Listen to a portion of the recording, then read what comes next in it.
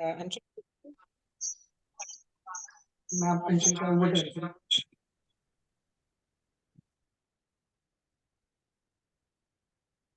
Hare Krishna to everyone. गूंज के रही आवाज। हरे कृष्णा। हरे हरे कृष्णा। कृष्णा अंकुर भाई। हरे कृष्णा। नमस्ते भैया। ओके, तो will start with Bhagavad Gita session. मेरे को देखना है पार्टिसिपेंट्स कौन कौन है, ताकि हम ऑर्गेनाइज कर सके कि हम बहुत क्या echo क्या हो रही है। I don't know what is the problem. There's a lot of Echo हो रही है? echo. मिशा, तू भी लॉग इन है क्या? No no, don't log in, you will leave the meeting. हाँ, शायद इसलिए हो रही है क्योंकि अरुणा का भी माइक, अरुणा अपना माइक ऑफ कर दो बस। बंदवाई को आज हमारे पार्टिसिपेंट्स थोड़े कम होने वाले हैं। लीव अभी हो गया हो आपका? रहा है एको। अभी भी हो रहा है एको? इको तो अभी भी हो रहा है। हाँ, what's the problem? resume recording and then share screen कहाँ गया? oh हाँ, share screen and then share sound भी कर देता हूँ by chance in this one and then go to maximize. okay, so welcome to Bhagavad Gita session 1. we'll start with prayers. Om Ajnantimirandhasya Jnananjana Shalakaya चक्षुरुन्मिलितं येन तस्मै श्रीगुरुवे नमः। श्रीचैतन्यमनोभीष्टं स्थापितं येन भूतले स्वयं रूपः कदा मह्यं ददाति स्वपदान्तिकं। वन्देऽहं श्रीगुरुः श्रीयुतपदकमलं श्रीगुरुं वैष्णवंश्च श्रीरूपं साग्रजातं सहगणा रघुनाथान्वितं तं सजीवं साद्वैतं सावधूतं परिजनासहितं कृष्णचैतन्यदेवं श्रीराधाकृष्णपादान् सहगणा ललिता श्रीविशाखान्वितंश्च। हे कृष्ण करुणा सिन्धु दीनबन्धु जगत्पते गोपेश गोपिकान्त राधाकांत नमोस्तुते। तप्त कांचन गौरांगी राधे वृंदावनेश्वरी ऋषभानुसुते देवी प्रणमामि हरिप्रिये। वाञ्छाकल्पतरुभ्यश्च च कृपा सिन्धुभ्य एव च पतितानां पावनेभ्यो वैष्णवेभ्यो नमो नमः। जय श्री कृष्ण चैतन्य प्रभु नित्यानंद श्री अद्वैत गदाधर श्रीवासादि गौर भक्तवृंद। हरे कृष्ण कृष्ण कृष्ण हरे हरे, हरे राम राम राम हरे हरे। मूकं करोति वाचालं पंगुं लंघयते गिरिं यत्कृपा तव अहं वन्दे श्रीगुरुदीनतारणम्। यत्कृपा तव अहं वन्दे श्री परमानंद माधवम्। गुरुदेव की जय, प्रभुपाद की जय, चैतन्य महाप्रभु की जय, श्री सतवल्लभ की जय। ओके, तो भगवत गीता शुरू करने जा रहे हैं। उसके पहले भगवत गीता को समझने के लिए कुछ चीजें जरूरी हैं। सबसे पहले, ये हमने शायद पहले डिस्कस किया है लेकिन फिर भी रिवीजन इज गुड। सबसे पहले भगवान कौन है? कृष्ण है, ठीक है। ये समझना बहुत जरूरी है क्योंकि, और ये बहुत सिंपल है, भगवत गीता भगवान का गीत। और आप जब भगवत गीता पढ़ेंगे तो व्यासदेव ने लिखा है श्री भगवान उवाचा, मतलब श्री भगवान ने बोला। मगर फिर भी इसके बावजूद भी कुछ लोग कृष्ण को भगवान नहीं मानते, ठीक है। दो तरह के लोग हैं। कुछ लोग कहते हैं कि ऐसा कुछ हुआ ही नहीं, ये तो फिलोसफी की बुक है और इसमें काफी चीजें सीखने को है, लेकिन ऐसा कोई कृष्ण थे ही नहीं, है ना। तो वो नेगेट करते कि भगवान की ये हिस्ट्री नहीं है, कहते माइथोलॉजी है, जो कि गलत है, ठीक है। और दूसरे इस तरह के लोग हैं जो कहते हैं हाँ थे, एक बहुत बुद्धिमान राजा थे, बहुत इंटेलिजेंट थे, बहुत चालाक थे, बहुत अच्छे राजनीतिज्ञ थे। ऐसे लोगों को कभी भगवत गीता समझ में नहीं आ सकती। ऐसे कई इंटरप्रिटेशंस निकाली गई हैं जिसमें कहते हैं कि पांडव 5 इंद्रियों को रिप्रेजेंट करते हैं, भगवान हम सबके अंदर रहते हैं, तो जिसको सेल्फ रियलाइजेशन हो जाती है वो भगवान है, और कृष्ण को सेल्फ रियलाइजेशन हो गई। तो इस तरह के जो कॉन्सेप्ट्स समझेंगे, समझने की कोशिश करेंगे ना, मतलब इस तरह के कॉन्सेप्ट्स जो रखेंगे, they can not ever understand Bhagavad Gita. तो ये बहुत मानना जरूरी है, 100% माइंड में क्लियर होना चाहिए कि भगवान कृष्ण है, और कृष्ण कौन है? भगवान है। और सेकंड की महाभारत जो है वो किद्वंती नहीं है, माइथोलॉजी नहीं है, इट इज अ हिस्ट्री, इतिहास है ये। 5000 साल पहले हुआ था, भूल गए हैं लोग, उसके इतने प्रूफ्स अपेरेंट नहीं है, लेकिन है अभी भी। तो अगर कोई इंसान इसको मानता नहीं है ना कि इतिहास नहीं है, ये तो हुआ था नहीं हुआ था, दे can not understand it, impossible है उनके लिए भगवत गीता को समझना। थर्ड, परंपरा के अंदर से, ये परंपरा से ही समझी जा सकती है। भगवान ने अर्जुन को बताया, ठीक है, और भगवान ने और लोगों को भी बताया अलग अलग टाइम पे। तो उनमें से कोई भी एक डायरेक्ट परंपरा जिसमें गुरु शिष्य परंपरा से नॉलेज ली गई है, जो वैष्णव डिवोटीज हैं, उनसे ही भगवत गीता समझी जा सकती है, उन्हीं की परंपरा में समझी जा सकती है। नहीं तो बहुत सारी भगवत गीता लिखी गई हैं, उनके ट्रांसलेशंस और इंटरप्रिटेशंस 100 से ज्यादा हैं।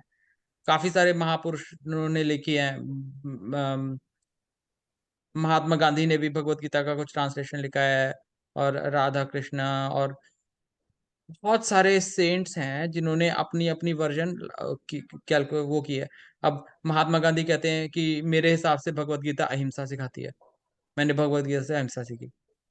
उनका कंक्लूजन ये था, वो कहते थे कि मेरे को एक चांटा मारो, मारोगे तो मैं कहूंगा दूसरे गाल पे चांटा मारो, विच इज वेरी गुड, लेकिन that is actually not the conclusion of Bhagavad Gita, that is one small part of Bhagavad Gita. और तो हाँ, भगवत गीता से कोई भी सीख सकता है, बहुत सारी चीजें सीखने को है, लेकिन अगर हम उसका अर्क सीखना चाहते हैं, उसका फाइनल कंक्लूजन सीखना चाहते हैं, तो परंपरा के अलावा जाने के अलावा कोई रास्ता नहीं है।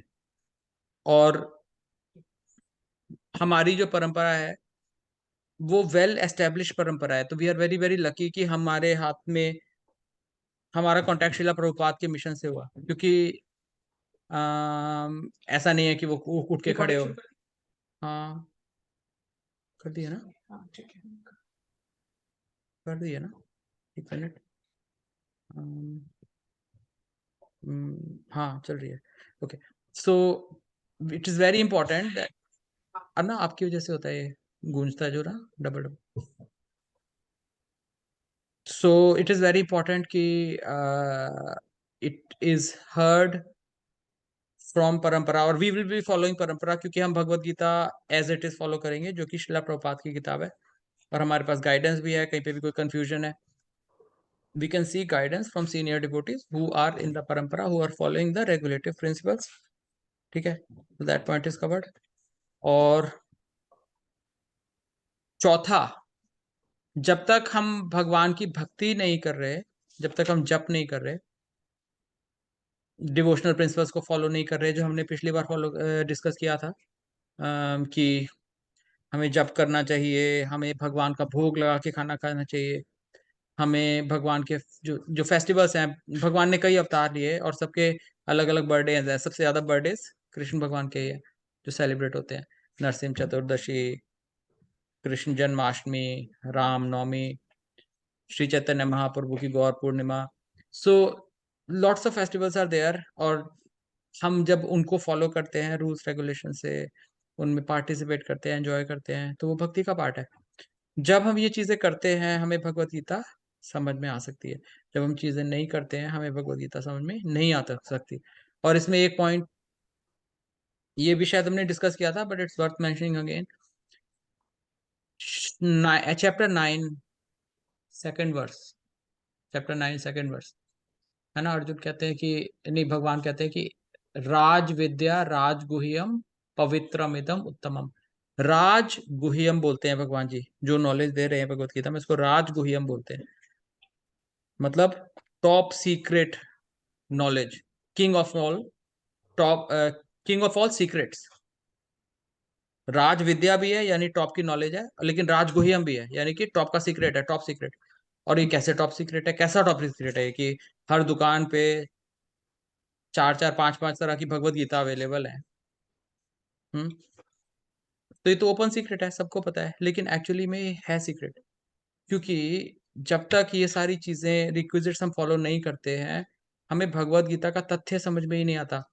पहली बात तो कोई पढ़ना शुरू करता है तो उसको लगता है क्या है, मेरे को पढ़ना नहीं, तो छोड़ देता है। कई लोग किसी तरह से मर गिर के उसको पूरा भी कर लेते हैं, तो उनको समझ में नहीं आता। उनकी परपोर्ट्स आप पढ़ो, उनकी ट्रांसलेशंस पढ़ो, तो ऐसी बातें करते हैं कि जो पांडव है वो 5 इंद्रियों को रिप्रेजेंट कर रहे हैं, फिलोसॉफिकल बातें करते हैं, और उसको पढ़ के कोई सेटिस्फेक्शन ही नहीं होती। It doesn't make any sense. ठीक है, तो it is a top secret and these are the requisites. अगर हम इनको फॉलो करेंगे, हमें भगवत गीता समझ में आएगी। अगर इनको फॉलो नहीं करेंगे, it will remain a mystery for us. ठीक है, भगवत गीता पढ़ने से पहले हमें भगवत गीता का महात्म्य पढ़ना चाहिए। ये भगवत गीता के अलग अलग महात्म्य हैं। शिव भगवान पार्वती माता को बताते हैं पद्म पुराण में, लेकिन ये जो महात्म्य हम पढ़ रहे हैं ये श्री आदि शंकराचार्य ने लिखा है, और इसमें 7 श्लोक हैं। तो गीता शास्त्रम इदं पुण्यम यह पठेत प्रयतः पुमान् विष्णोः पदम अवाप्नोति भयशोकादिवर्जितः। गीता शास्त्रम इदं पुण्यम, मतलब ये पुण्य गीता जो शास्त्र है, यह पठेत प्रयतः पुमान्, पुमान् मतलब जो इंसान जो इसको मेहनत से पढ़ता है, दृढ़ता से पढ़ता है, सिंसियरिटी से पढ़ता है, क्या होता है उसके साथ, विष्णु पदम अवाप्नोति, उसको फाइनल गति मिल जाती है, भगवान के चरणों में उसको जगह मिल जाती है। और क्या होता है, भय शोक आदि वर्जितः, उसका डर खत्म हो जाता है, उसकी लेमेंटेशन, दुख जो होता है वो सब खत्म, गॉन।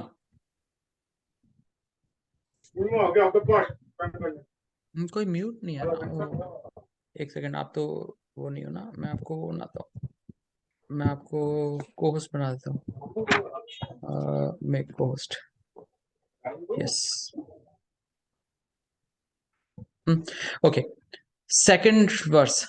गीता अध्ययनशीलस्य प्राणायाम परस्य च नैव सन्ति हि पापानि पूर्वजन्म कृतानि च। गीता अध्ययनशीलस्य प्राणायाम परस्य च।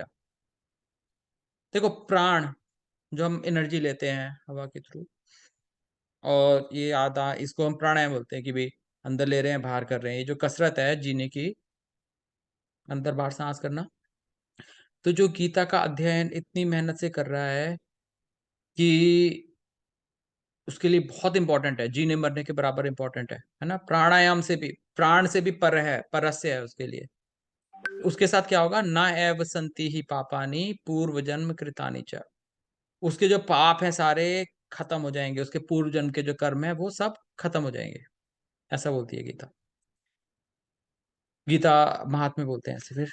मल निर्मोचनम पुंसाम जल स्नानम दिने दिने सकृत गीता अंबसी स्नानम संसार मल नाशनम। तो कहते हैं मल निर्मोचनम पुंसाम, पुंसाम मतलब इंसान, मल मतलब गंदगी जो शरीर, निर्मोचन मतलब उसको साफ करने के लिए, तो मल के निर्मोचन के लिए क्या करते हैं, जलन स्नानम, दिने दिने, हर रोज एक बार स्नान करते हैं ना। लेकिन सकृत गीता अंबसी, अंबसी मतलब सागर, तो जो गीता है भगवत गीता, उसके सागर में जब हम स्नान कर लेते हैं तो हमारा तो छोड़ो, पूरे संसार का मल नाश हो जाता है। यानी कि जो इंसान गीता को पढ़ के समझ लेता है उसको दुनिया में कहीं पे कोई बुराई नहीं दिख सकती। अभी हमें हर अपने अंदर भी बुराई दिखती होगी शायद, लेकिन दूसरों के अंदर तो बहुत दिखती है ना कि यहाँ पे ये प्रॉब्लम है, ये प्रॉब्लम है, ये प्रॉब्लम है। जो इंसान गीता को पढ़ के समझ लेगा उसको संसार का मल का नाश हो जाएगा उसके लिए। He will stop seeing the bad things in the world. That is the speciality of Bhagavad Gita. गीता सुगीता कर्तव्या किम मन्ये शास्त्र विस्तरे है य स्वयं पद्मनाभस्य मुख पद्माधिनिसृताः। ओके, तो गीता जब हमें मिल गई है तो फिर किम अन्य शास्त्र विस्तरे, और किसी शास्त्र की जरूरत क्यों है? बहुत सारे शास्त्र हैं, वेद हैं, वेदांत सूत्र हैं, उपनिषद हैं, अन्य पुराण हैं, है ना? शास्त्रों की कमी ही नहीं है। लेकिन ये कहते हैं कि जब गीता तुम्हें मिल गई तो फिर बाकी शास्त्र की क्या जरूरत है? इतने सारे जो विस्तार में शास्त्र दिए हैं, what divide you need it? या स्वयं पद्मनाभस्य, पद्मनाभ भगवान विष्णु को बोलते हैं कि इनकी गर्भोदक, हमने डिस्कस किया था एसएसआर लेक्चर्स में कि विष्णु भगवान जो कृष्णा की एक्सपेंशंस हैं, उसमें से पुरुष अवतार जो है 3 है। सबसे पहले कारणोदकशाही विष्णु, कारणोदकशाही विष्णु के अंदर से यूनिवर्सेस निकलते हैं अलग अलग।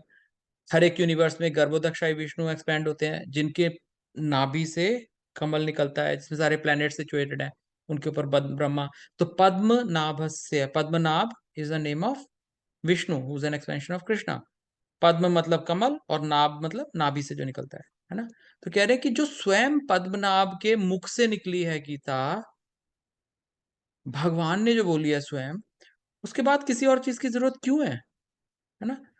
फिर कहते हैं भारतामृत सर्वस्वम विष्णुर्वक्त्राद्विनिसृतम गीता गंगोदगम पीत्वा पुनर्जन्म न विद्यते।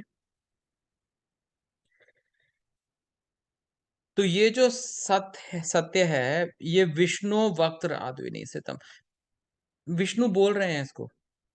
गीता गंगोदकम पीतवा, तो गीता का जो गंगा जल है, शुद्ध पानी, उसके बाद पीने से क्या होगा? पुनर्जन्म नहीं होगा, गारंटी।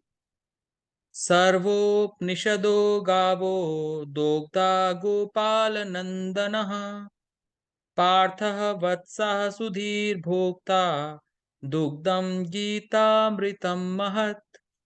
सर्वो उपनिषदो गावो, ये भी शायद हमने वर्ष किया, हाँ ये किया था हमने एसएसआर में, कि सारे वेदों का निचोड़ उपनिषद में है, लेकिन सर्वो उपनिषदों का, वो सारे उपनिषदों का जो निचोड़ है वो गीता में है। कह रहे हैं कि जो सारी उपनिषद है वो गाय है, और जो दोग्धा है जो उनका दूध निकाल रहा है, उनका अर्क निकाल रहा है, वो कौन है? गोपाल नंदन कृष्ण है। और किसके लिए निकाल रहे हैं? पार्थ, जो वत्स होता है, गाय का बच्चा होता है, वो पार्थ है, उसके लिए दूध निकाल रहे हैं। लेकिन सारा दूध तो नहीं पी पाता है ना गाय का बच्चा, तो जो बाकी लोग जो वेट करते हैं अपनी अपनी बाल्टी लेके, वो लोग हैं जो इसको सुन रहे हैं। और में हम लोग भी आएंगे, मैं, आप और जितने सारे लोग गीता का अध्ययन करते हैं वो सुधीर हैं, और वो भोग रहे हैं इस गीता का अमृत। और वो क्या है? जो दूध है वो, गीता जो है वो दूध है, गीता अमृतम में है। तो गीता जो है वो हमको अमृत का, एक्चुअली गीता को अमृत क्यों बोला गया है ये भी अभी हम एक सेकंड में देखेंगे। तो जो दूध है वो गीता है, गीता अमृतम महत, मोस्ट इंपॉर्टेंट, ठीक है। फिर एकम शास्त्रम देवकी पुत्र गीतम एको देवो देवकी पुत्र एव एक मंत्रस्य नामानि यानि कर्मपि एक तस्य देवस्य सेवा। तो शास्त्र बहुत हैं, लेकिन ये शास्त्र सफिशिएंट है, एक शास्त्र भगवत गीता, ठीक है। और देवता बहुत हैं, लेकिन जो उनके हेड हैं केवल उनकी पूजा काफी है, जो कि हैं देव की पुत्र कृष्ण। मंत्र बहुत हैं, लेकिन केवल एक मंत्र काफी है, नामानि यानि, केवल इन भगवान के नामों का स्मरण। और काम करने को बहुत है, लेकिन केवल एक कर्म काफी है, तस्य देवस्य सेवा, भगवान कृष्ण की सेवा। तो अब इसको हम समझने की कोशिश करते हैं थोड़ा सा। पहले कह रहे हैं कि गीता शास्त्रम इदम पुण्यम यह पठेत परित्रयत पुनाम पुमान विष्णु पदम अवाप्नोति भय शोकादि वर्जिता।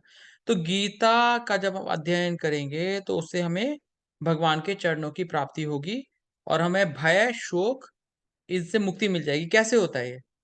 How does it happen actually?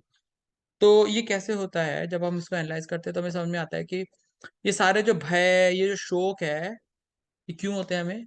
क्योंकि हम अपने आप को बॉडी समझते हैं। We think we are this body. हाँ, मैं डॉक्टर हूँ, किसी पेशेंट ने मेरे खिलाफ कंप्लेंट कर दी तो मेरी मेरी डिग्री चली जाएगी तो मेरे को डर लगेगा। या फिर मेरी कार इतनी अच्छी है, मैं अमीर हूँ, ये कोई चुरा लेगा। या फिर मैं मर जाऊंगा या मेरा परिवार वाला मर जाएगा। हमें इन चीजों का डर लगता है। लेकिन जब हम इस कॉन्सेप्ट को समझ जाते हैं, रियलाइज कर जाते हैं कि ये सब चीजें तो होनी ही है और हम तो बॉडी है ही नहीं, ना तो ये हमारा था, ना तो ये हमारा है, ना कभी हमारा होगा। हम तो एक जर्नी पे हैं और ये चीजें हमें मिल गई थोड़ी देर के लिए और थोड़ी देर बाद चली जाएंगी। जब हम इस चीज को समझ जाते हैं तो ये भय शोक सब चीज फिनिश, खत्म। सिमिलरली गीता अध्ययनशीलस्य प्राणायाम परस्य च न एव संति ही पापानि पूर्व जन्म कृतानि च। तो देखो, प्राण हमारे लिए सबसे इंपॉर्टेंट है, सांस लेना। लेकिन जब कोई गीता का अध्ययन इतनी सीरियसली करता है कि वो कहता है कि मेरे को खाना ज्यादा इंपॉर्टेंट नहीं है, पानी ज्यादा इंपॉर्टेंट नहीं है, कुछ नहीं चाहिए मेरे को, बस भगवत गीता को समझना है, तो क्या होता है, उसके पाप खत्म हो जाते हैं, पूर्व जन्म के इफेक्ट खत्म हो जाते हैं। ये कैसे होता है? तो जब हम बाकी शास्त्र पढ़ते हैं, इसकी डिटेल्स देखते हैं, तो हमें ये समझ में आता है। और जब हम भक्तों की लाइफ देखते हैं तो हमें समझ में आता है कि ऐसा नहीं है कि उनके साथ कोई बुरी चीजें नहीं होती। भक्तों के साथ भी बुरी चीजें होती है, लेकिन भक्त को उससे इफेक्ट नहीं पड़ता। देखिए, जब मैं डेंटिस्ट्री की पढ़ाई करता था ना, तो एक बार मैंने लाइब्रेरी में जाके पेन के बारे में अच्छे से पढ़ा था और मेरे को ये समझ में आया था कि पेन के दो कंपोनेंट्स होते हैं। एक तो फिजिकल जो हो रहा है और एक मेंटल कंपोनेंट होता है उसमें। किसी किसी की पेन टॉलरेंस कम होती है, किसी की ज्यादा होती है। किसी को सुई चुभाई, किसी को बहुत दर्द होगा, कोई किसी को ज्यादा दर्द नहीं, मतलब किसी की पेन टॉलरेंस ज्यादा है। तो जो मेंटल कंपोनेंट है ना, ये मेंटल कंपोनेंट जब भी हम ये भगवत गीता का अध्ययन करते हैं, उसको समझते हैं। साइलेंट कर दो, मेरे फोन करना, मैं बाद में कॉन्टेक्ट कर लूंगा। ठीक है? तो क्या होता है कि क्योंकि हमारी बॉडीली कॉन्शियसनेस खत्म हो जाती है और हम ये चीज समझ जाते हैं कि हम स्पिरिट है, तो जो भी कुछ प्रॉब्लम्स आ रही हैं पुराने जन्म के कर्मों से, पुराने इस जन्म के कर्मों से, उससे हमें कोई इफेक्ट नहीं होता। वी डोंट गेट इफेक्टेड, हमें कोई फर्क ही नहीं पड़ता उससे। यानी कि अल्टीमेटली दर्द नहीं होता है। इसके बहुत सारे प्रैक्टिकल एग्जांपल्स हैं जो हम जाते जाते डिस्कस करेंगे। एक एग्जांपल याद आता है मेरे को, श्रील हरिदास ठाकुर का, जो कि 500 साल पहले महाप्रभु आए थे और महाप्रभु के बहुत सिंसियर डिवोटी थे और वो एक दिन में भगवान के 1 लाख नाम का चैंटिंग करते थे, जो कि ट्रांसलेट होता है 192 192 माला। और अगर 1 घंटे में, अगर 2 घंटे में एक माला करते हो आप 108 मंत्रों की, तो 192 माला करने में 22 से 24 घंटे लगते हैं। तो कहा जाता है कि वो केवल 1-2 घंटे सोते थे, उसके अलावा केवल वो चैंटिंग करते रहते थे। तो और वो मुस्लिम फैमिली में बॉर्न हुए थे। हाँ, और एक बार क्या हुआ, वो मुस्लिम से इसमें कन्वर्ट हो गए, हरे कृष्णा का जाप कर रहे हैं। तो जो मुस्लिम राजा थे उनको बहुत गुस्सा आया कि ये मुस्लिम होके और ऐसे कर रहा है, हम तो दूसरों को मुस्लिम बनाते हैं और ये मुस्लिम होके। तो उन्होंने ये फतवा निकाला कि इसको 6 बाजारों में, नहीं, उनको बस मारना है जब तक मरे नहीं। नहीं, उनको ये था कि इनको 6 बाजारों में पीटा जाएगा लाठियों से। ठीक है? अच्छा।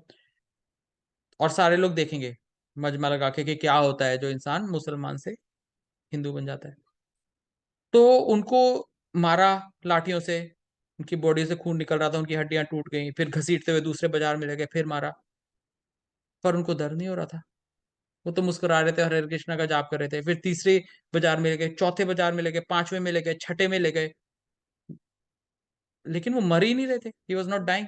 उसके बाद वो जो सोल्जर्स थे वो रोने लगे, वो रोने लगे और वो कहते हैं कि हमारा राजा तो हमें मार देगा। अगर हम इसको नहीं मार पाए, वो आपस में ऐसे बात करते हैं, अगर हम इसको नहीं मार पाए तो हमको भी मार देगा, हमारे परिवार को भी मार देगा। तो जब उन्होंने देखा कि इतने बेचारे डरे हुए हैं, तो उन्होंने भगवान से प्रार्थना की। उन्होंने कहा, भगवान मैं नहीं चाहता इन बेचारों को कोई दिक्कत, तो आप मेरी बॉडी को उठा लो। तो वो बेहोश हो गए, और वो सोल्जर जो थे उन्होंने उनको उठा के नदी में फेंक दिया। नदी में फेंक दिया, नदी में फेंकने के बाद वो चले गए। वो नदी में उनकी बॉडी बह रही थी, और उनको होश आ गया, और वो नदी के दूसरे किनारे पे बैठ के दोबारा चैंटिंग कर रहे थे। उनकी हड्डी वड्डियां भी जुड़ गई सारी की सारी। तो उसके बाद चैतन्य महाप्रभु आए वहां पे, है ना, शास्त्र बताते हैं। देखो, जब हम शास्त्र पढ़ते हैं तो हमें पता चलता है कि चैतन्य महाप्रभु स्वयं कृष्ण भगवान है, जो कि कलयुग में भक्ति सिखाने के लिए आते हैं, भक्त के रूप में। उन्होंने चमत्कार नहीं दिखाए, दिखाए हैं तो बहुत सिलेक्टेड दिखाए हैं, बहुत कम क्वांटिटी में। He actually came to show how to do bhakti. जैसे राम भगवान आए थे पुरुषोत्तम बन के, उन्होंने कोई चमत्कार नहीं दिखाया। उन्होंने केवल ये दिखाया था how to be tolerant, how to even with limited powers how we should live life. तो चैतन्य महाप्रभु ने भी इस तरह, और चैतन्य महाप्रभु जब उनसे मिलने आए तो वो गले में मिल रहे थे उनसे, और वो उनके पैर पड़ रहे थे, हरिदास ठाकुर, क्योंकि हरिदास ठाकुर जानते हैं कि ये भगवान है। और चैतन्य महाप्रभु की पीठ पे लाल लाल था। और फिर वो कहते कि भगवान ये कैसे हुआ? तो वो कहते कि तुम जो लाठी खा रहे थे वो कहाँ पे जा रही थी? मैं ले रहा था ना तुमसे, तभी तेरे को दर्द नहीं हुआ। तो दिस इज द मिरेकल।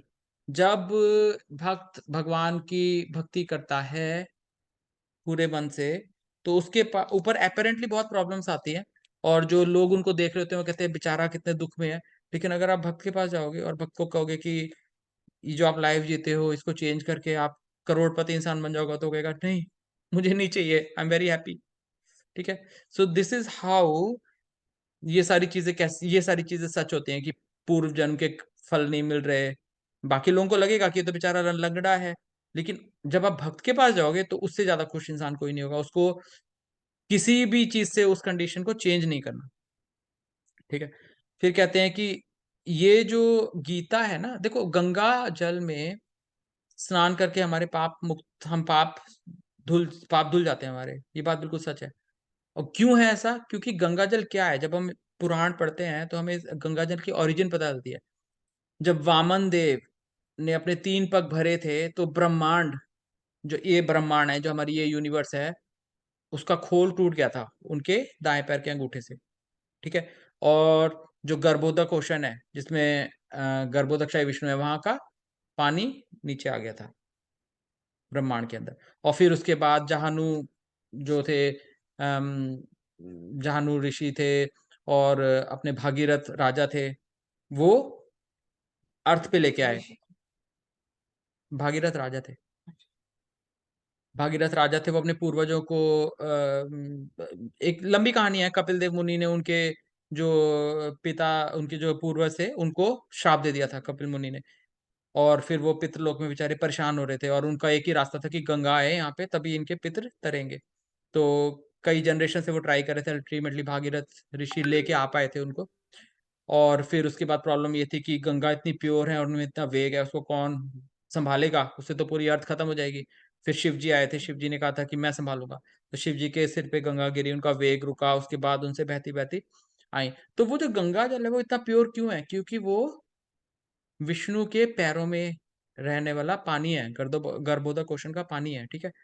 अब गंगा जल जो कि भगवान के पैरों का पानी है, उससे सबके पाप धुल जाते हैं। तो जो भगवान के मुंह से निकली हुई वाणी है, उसका तो कहना ही क्या है ना?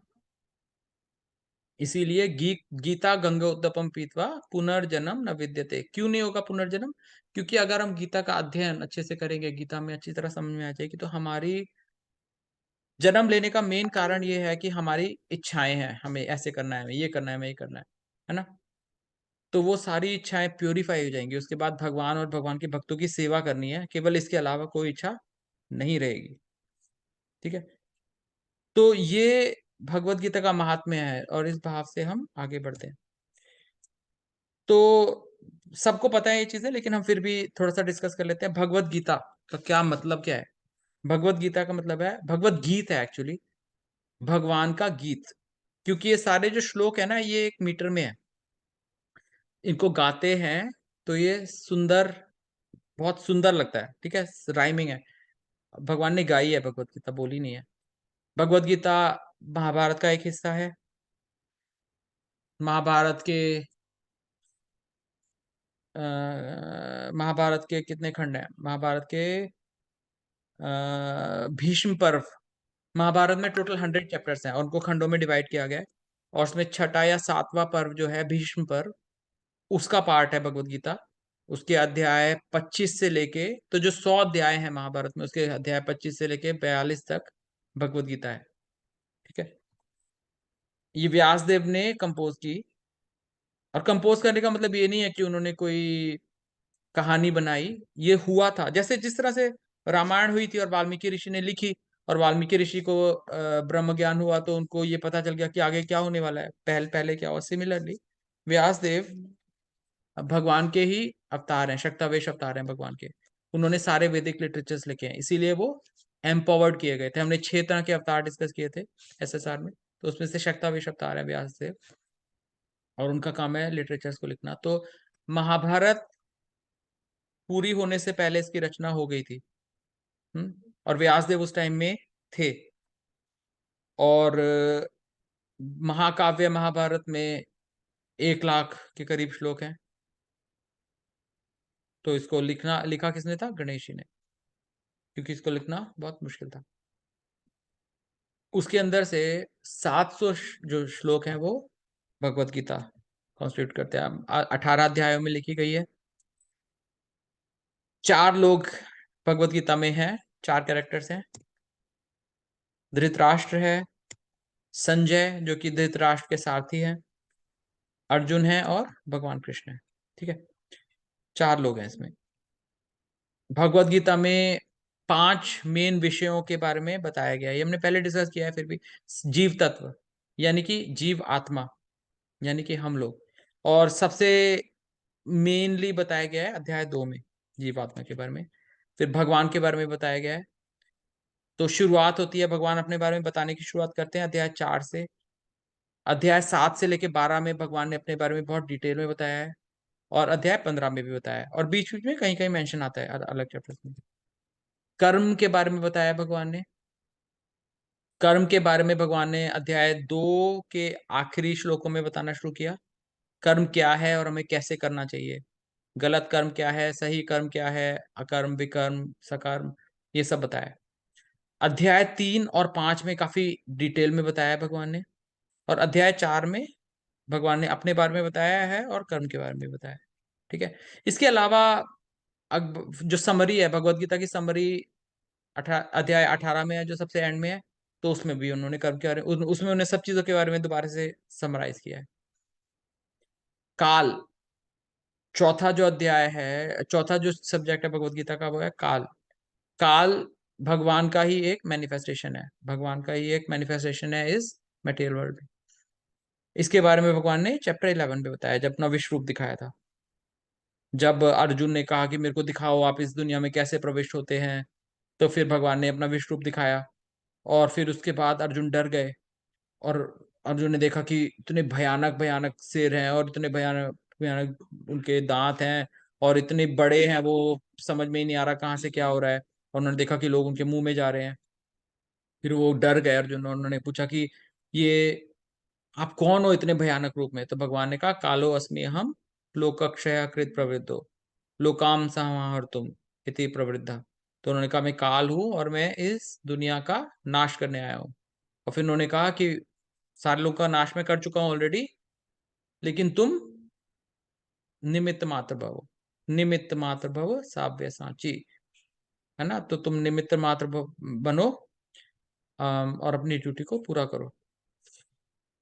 फिर प्रकृति के बारे में बताया कि ये जो दुनिया है और जो हमारा शरीर बना हुआ है, ये किस किस चीज से बना हुआ है, इसकी क्या प्रॉपर्टीज हैं, गुणों के बारे में बताया। तो ये आखिरी के जो 6-7 चैप्टर हैं उनमें मेनली बताया, लेकिन थोड़ा थोड़ा हर एक चैप्टर में थोड़ा थोड़ा कुछ कुछ दिया हुआ है, बीच में मिक्स है, लेकिन मेनली इन चैप्टर्स में ये कवर किया है। ठीक है, फिर योगा जो है, तो हमने कई तरह के योग डिस्कस किए थे ना, और उसमें मेनली 4 थे, बाकी सब इनके ही सब ब्रांचेस हैं किसी ना किसी। तो कर्म योग जो है वो सबसे पहले डिस्कस किया है भगवान ने 3, 4 और 5 चैप्टर में मेनली। पर 18 में भी है समरी। ध्यान योग चैप्टर 6 में डिस्कस किया है थोड़ा सा, ज्यादा अष्टांग योग के बारे में बहुत ज्यादा डिटेल्स नहीं दी भगवान ने भगवत गीता में। सांख्य योग जो है यानी कि ज्ञान योग, ये आखिरी के 6 चैप्टर्स में मेनली डिस्कस किया है, लेकिन चैप्टर 2 में भी डिस्कस किया है। और भक्ति योग जो कि कोर है, वो मिडल के 6 चैप्टर्स में है, और चैप्टर 4 से शुरुआत हुई है, और चैप्टर 15 में भी बताया भगवान ने इसके बारे में। तो आचार्यों ने, स्पेशली श्रीला विश्वनाथ चक्रवर्ती ठाकुर ने भगवत गीता को की एक एनालॉजी दिया, कंपैरिजन किया है एक सुंदर बक्से से जिसके अंदर ज्वेल्स भरे हुए हैं, है ना। और डिवोटीज कभी कभी सैंडविच से भी इसका कंपैरिजन करते हैं। तो जिस तरह से बॉक्स जो है जरूरी है, अगर बॉक्स नहीं होगा तो ये सारे गहने खो जाएंगे, और अगर सैंडविच के बीच में, सैंडविच की जो दोनों तरफ ब्रेड नहीं होगी, तो जो उसका मूल है, जो उसके अंदर मेन चीज हम खिलाने की कोशिश कर रहे हैं, उसको कैसे खिलाएंगे, है ना। लेकिन जो उसका मेन चीज है वो बीच में ही है। तो इसी तरह से भगवत गीता को अगर हम ब्रॉडली डिवाइड करें तो पहले 6 अध्यायों में कर्म योग के बारे में काफी बताया है, थोड़ा सा ध्यान योग बताया अध्याय 6 में, पर मेनली कर्म योग के बारे में बताया है। और आखिरी के 6 चैप्टरों में मेनली ज्ञान योग के बारे में बताया है।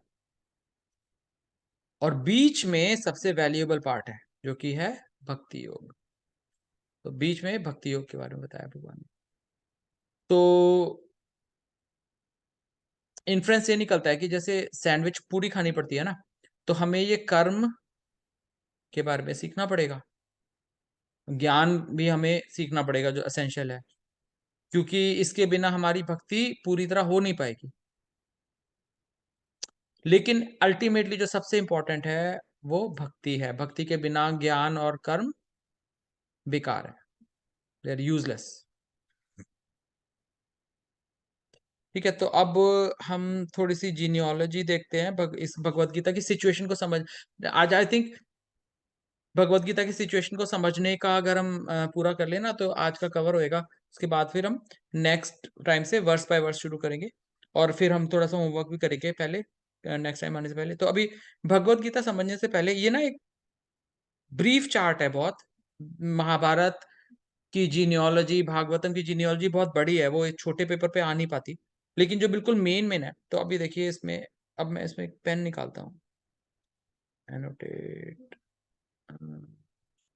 कौन सा था वो, मेरे को याद नहीं आता कौन सा था, स्पॉटलाइट,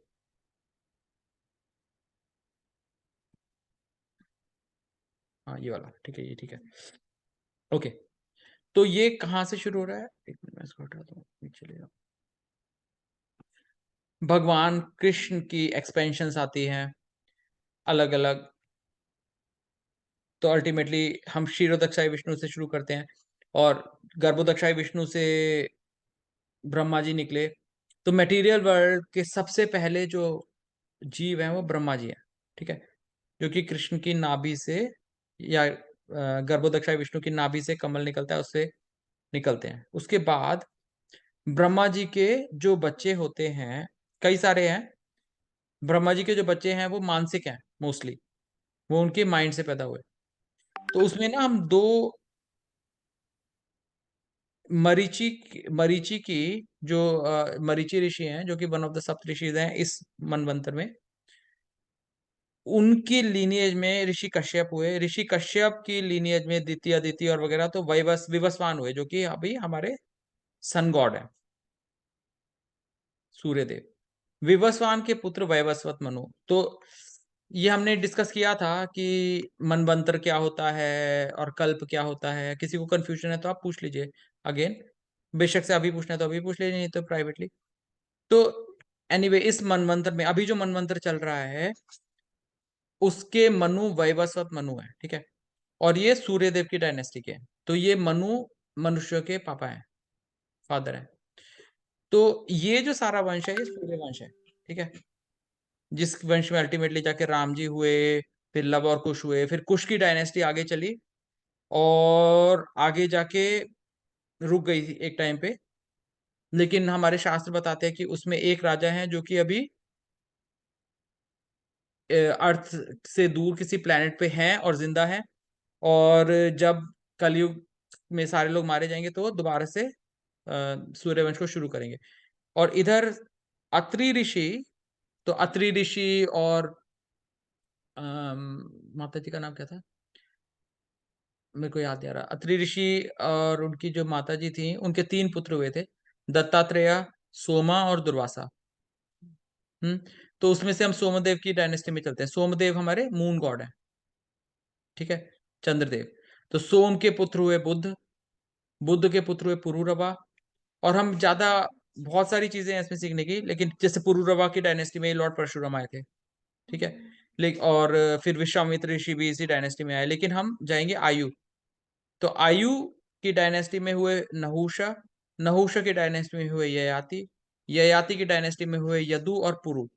तो अब यदु वंश जो चला यदु की डायनेस्टी में, उसमें अल्टीमेटली जाके आए वृष्णि और अंधक, ठीक है।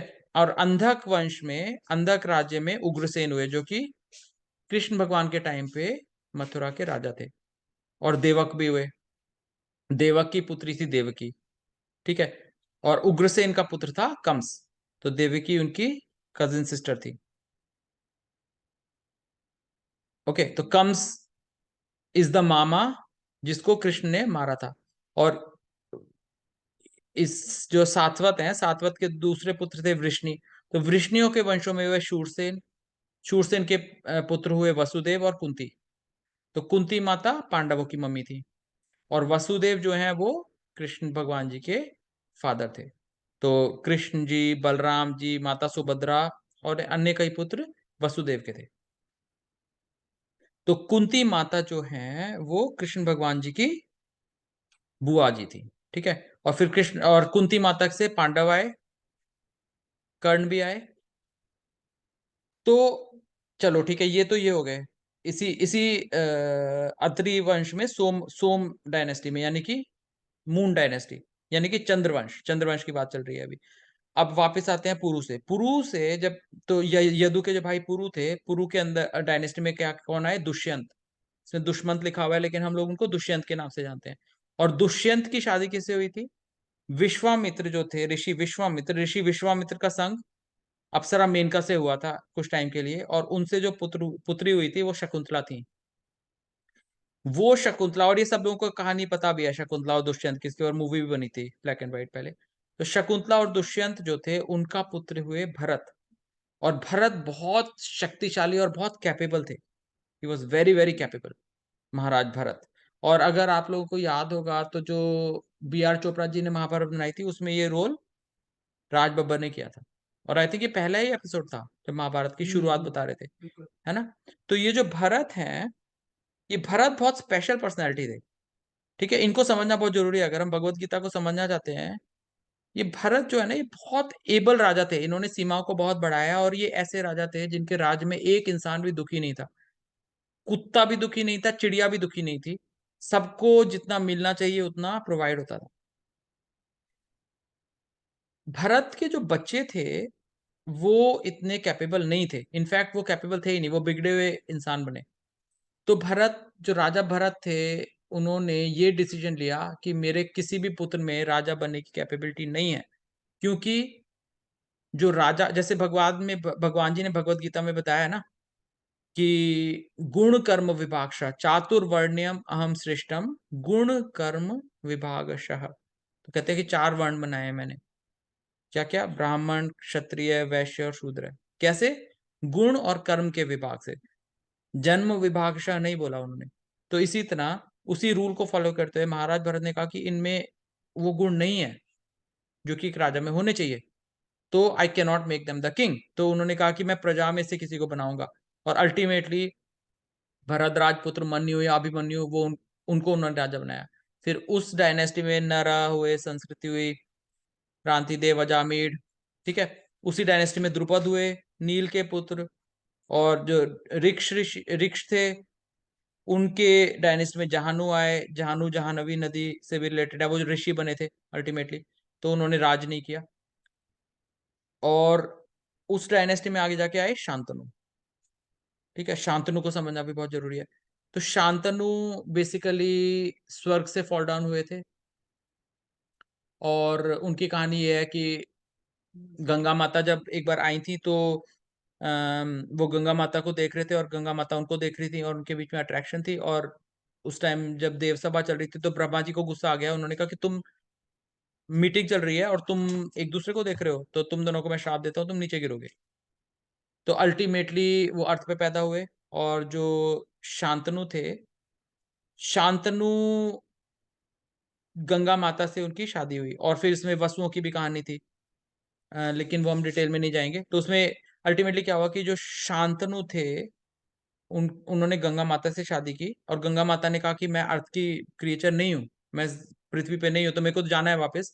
लेकिन तो कुछ ऐसी बात हुई थी कि शांतनु ने कहा कि मेरे को आपसे शादी करनी है, और गंगा माता ने कहा कि एक शर्त है, जब तक तुम मेरे से सवाल नहीं पूछोगे तब तक ठीक है, लेकिन जिस दिन तुमने मेरे से सवाल पूछा ना, उस दिन मैं तुम्हें छोड़ के चली जाऊंगी।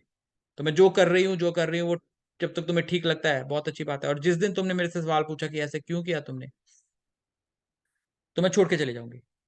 और शांतनु जो है वो इस शर्त को मान गए, और उनको ये शर्त नहीं माननी चाहिए थी, क्योंकि जो भारत की संस्कृति है, जो वेदों का ज्ञान है, उसके हिसाब से जो मेल होता है वो कर्म करता है और उसको परफेक्शन के लिए स्ट्राइव करना होता है स्पिरिचुअली। ठीक है, जैसे ऋषि तपस्या करते हैं और उनकी जो वाइफ्स हैं वो उनकी सेवा करती हैं, और इस तरह से दोनों भगवान के पास जाते हैं। तो वाइफ को कुछ ज्यादा तपस्या करने की जरूरत नहीं है, वो एक अच्छे पति जो कि भगवान की भक्ति में लगा हुआ है और अपना काम ठीक से करता है, उनकी सेवा करेंगी, तो उसके फल मात्र से वो दोनों ऊपर जाएंगे भगवान के पास। तो अगर कोई वाइफ कहती है कि मेरी कोई पूछताछ नहीं है, मैं चाहे कुछ भी करूं, तो that is not right. Shantanu को ये बात नहीं माननी चाहिए थी, लेकिन वो विवश थे, he wanted to marry her. तो गलती वहां पे हुई, एक गलती। ठीक है, उसके बाद क्या हुआ, गंगा माता के बच्चे पैदा हुए और वो मार देती थी उनको, गंगा में डुबो के। ठीक है, और क्योंकि हम डिटेल में नहीं जाएंगे, लेकिन वो वसु थे और उन वसुओं को जल्दी वापस मुक्ति मिल रही थी। केवल एक वसु थे जिनको लंबे टाइम तक रहना था, और वो भीष्म थे। तो उनका बेटा पैदा हुआ, उसका नाम देवव्रत रखा गया। गंगा माता से उन्होंने फिर पूछ ही लिया शांतनु ने कि मेरे इतने पुत्रों को तुम क्यों मारती हो, क्यों उनको डुबा देती हो। तो उन्होंने कहा देखो, मैंने तुमसे कहा था क्वेश्चन नहीं पूछोगे, अब मैं जा रही हूँ क्योंकि तुमने क्वेश्चन पूछा। फिर उन्होंने वो कहानी सुनाई थी कि ये सारे वसु थे, इनको श्राप मिला था, और इन सबकी मुक्ति तो जल्दी से हो जानी थी, लेकिन एक वसु को लंबा श्राप मिला था, और वो ये पुत्र है देवव्रत। फिर वो देवव्रत को लेके चली गई थी, और फिर उनको वहां पे स्वर्ग में बृहस्पति देव से ट्रेनिंग मिली, और परशुराम जी से ट्रेनिंग मिली, बहुत बड़ी बड़ी पर्सनैलिटी से उनको ट्रेनिंग मिली, तो बहुत स्ट्रांग योद्धा बन के वापस आए अल्टीमेटली। ठीक है, और दूसरी गलती क्या की शांतनु ने, अब शांतनु की वाइफ चली गई थी और वो बूढ़े भी हो चले थे, लेकिन फिर भी दूसरी बार वो सत्यवती माता जो थी, जो कि एक मछुआरे की खानदान में थी, और उनकी भी एक स्टोरी है पराशर मुनि वगैरह की, लेकिन हम उसमें नहीं जाएंगे, नॉट रेलेवेंट। लेकिन उन्होंने उनको देखा तो फिर वो उनसे भी शादी करना चाहते थे। ठीक है, और ये भी उनकी एक कमजोरी थी, because he did not need to marry then, उनके पास ऑलरेडी उत्तराधिकारी आ गया था। शादी का पर्पस है बच्चा पैदा करना जो कि गॉड कॉन्शियस हो और सोसाइटी को पॉजिटिव डायरेक्शन में कंट्रीब्यूशन दे। और जब वो हो गया पर्पस, उसके बाद शादी का कोई मतलब नहीं है, केवल अपनी पत्नी का पालन करना है, पर उनमें कॉन्टैक्ट नहीं होना चाहिए, यही वैदिक संस्कृति कहती है ना। कोई कॉन्ट्रासेप्शन और ये सब नहीं था वैदिक संस्कृति में। वैदिक संस्कृति में था कि हस्बैंड और वाइफ गर्भोदान संस्कार करने के टाइम करते हैं, और फिर बच्चा पैदा करने के लिए कॉन्टैक्ट करते हैं, दैट्स इट। और जब बच्चा हो गया उसके बाद खत्म। लेकिन शांतनु ने उस चीज को नहीं माना, शांतनु को दोबारा शादी करनी थी, और उस दोबारा शादी करने के चक्कर में ये शर्त हुई कि जो देवव्रत थे, उनको ये प्रतिज्ञा देनी पड़ी कि मैं राजा नहीं बनूंगा। और फिर उसके बाद जो मछुआरे थे, वो कहते हैं, मछुआरा कहता है कि लेकिन तुम तो नहीं बनोगे, लेकिन जो तुम्हारे पुत्र होंगे वो दोबारा मेरी पुत्री के पुत्रों के साथ compete करेंगे। तो कहते हैं अच्छा ऐसी बात है तो मैं शादी नहीं करूंगा। तो शांतनु के पुत्र देवव्रत ने ये भीष्म व्रत लिया, इसलिए वो भीष्म पितामह बने। और शांतनु ने मछुआरे की पुत्री माता सत्यवती से शादी करी। माता सत्यवती के पुत्र हुए विचित्रवीर्य और चित्रांगद। चित्रांगद तो मर गए एक इंसिडेंट में, विचित्र वीर्य के बच्चे नहीं होते थे, और अल्टीमेटली बड़ी मुश्किल से बच्चे हुए, उनकी अलग कहानी, हम उसमें नहीं जाएंगे। तो पांडु, धृतराष्ट्र और विदुर हुए। अब उसके अंदर से जो धृतराष्ट्र थे वो बड़े थे लेकिन वो अंधे थे। सेकंड नंबर के पांडु थे जो तेजस्वी भी थे और इंटेलिजेंट भी थे, ब्रेव भी थे। और विदुर जो थे वो बहुत इंटेलिजेंट थे, जो कि धर्मराज के इनकारनेशन है। तो अब यहाँ पे क्या हुआ है कि शांतनु की कमजोरी से, पहले इनको देवव्रत को राजा बनाना चाहिए था, लेकिन जो एबल राजा था, जो एबल पुत्र था, उसको राजा नहीं बनाया। ठीक है। और एबल पुत्र ने ये भीष्म प्रतिज्ञा ले ली कि मैं राजा नहीं बनूंगा, और अल्टीमेटली राजा विचित्र वीर बने, जो कि इतने एबल नहीं थे। और विचित्र वीर के वंश में पांडु, धृतराष्ट्र, इसमें से धृतराष्ट्र बड़े थे जो कि अंधे थे। अंधे को राजा कैसे बनाया जा सकता है? अंधा तो अपना ही ख्याल नहीं रख सकता, लेकिन इनमें से बेटर थे। तो धृतराष्ट्र, तो अब देखो, मेन प्रिंसिपल ये है, गुण कर्म विभागशः। जिसके अंदर गुण नहीं है वो अपने आप को जन्म के अधिकार पे, जो फॉर एग्जाम्पल बहुत सिंपल है समझना, कि कोई डॉक्टर हस्बैंड वाइफ है, उनका बच्चा डॉक्टर तो नहीं बन जाएगा अगर वो मेडिकल कॉलेज में नहीं जाएगा, सेलेक्ट नहीं होगा, तो उसको डॉक्टर नहीं कह सकते ना। और लेकिन इंडिया में ये है प्रॉब्लम। इंडिया के अंदर एक टर्म होता है आरएमपी, रजिस्टर्ड मेडिकल प्रैक्टिशनर। मेरे बाप डॉक्टर थे, मेरे दादा डॉक्टर, तो मैं भी डॉक्टर हूँ। ट्रेनिंग ली है कि नहीं ली, है ना? लेकिन ये तो रॉन्ग है। लेकिन इसी तरह से मेरे बाप राजा थे, तो मैं भी राजा हूँ, बेशक से एबिलिटीज नहीं है। तो धृतराष्ट्र हमेशा इस कंफ्यूजन में रहे कि मेरा है ये राज्य, आई डिजर्व दिस किंगडम। पर वो इस बात को कभी समझ ही नहीं पाए कि किंगडम डिजर्विंग से नहीं मिलता है, कि आई डिजर्व दिस। किंगडम को चलाने की एक रिस्पॉन्सिबिलिटी है। इट इज नॉट अ भोगने की वस्तु नहीं है ये एक रिस्पॉन्सिबिलिटी है। और जो राजा होते हैं वो पिता की तरह होते हैं। जब तक उनकी प्रजा में एक भी इंसान भूखा है तब तक राजा खाना नहीं खा सकता। इस तरह राम जी थे। राम जी रात को निकलते थे वेश बदल के, देखने के लिए मेरी प्रजा खुश है कि नहीं, और जब वो देखते कि सेटिस्फाइड है तब जाके वो खाना खाते थे। कोई भी प्रॉब्लम नहीं है जब तब। जिस तरह कोई पिता और माता अपने बच्चों को खिलाए बिना नहीं खाते ना, तो राजा तो सबका पिता है। तो it's a big responsibility rather than a enjoying position. तो बट धृतराष्ट्र इस बात को नहीं समझ पाए। उन्होंने कहा कि राज तो मेरा है, पांडु को कैसे दे दिया? और जब पांडु की असमय मृत्यु हो गई, ओ, तो पांडु की असमय मृत्यु जब हुई, तो इनके जो पुत्र थे 5 पांडु के, उसमें से युधिष्ठिर स्वयं धर्मराज हैं, और उनसे बेटर राजा कोई हो ही नहीं सकता। और ये जो पांचों पांडव हैं, ये शक्ति और बल का स्ट्रॉन्ग कॉम्बिनेशन थे। लेकिन धृतराष्ट्र के पुत्र जो थे वो अधर्मी थे, और वो कहते हैं वी डिजर्व द किंगडम, हमें हमारा है ये, है ना? और धृतराष्ट्र ने उस चीज में उनका साथ दिया, हर चीज में। और पांडु के जो पुत्र थे, जब वो पांडु चले गए तो वो धृतराष्ट्र के संरक्षण में आए, लेकिन धृतराष्ट्र ने उन्हें अपना पुत्र कभी नहीं माना। ये चीज समझना बहुत जरूरी है, क्योंकि कई लोग ये आर्ग्यू करते हैं कि युधिष्ठिर का भी तो एक वो दुर्योधन का भी पॉइंट ऑफ व्यू सही है, ये है वो है, लेकिन एक्चुअली नहीं है।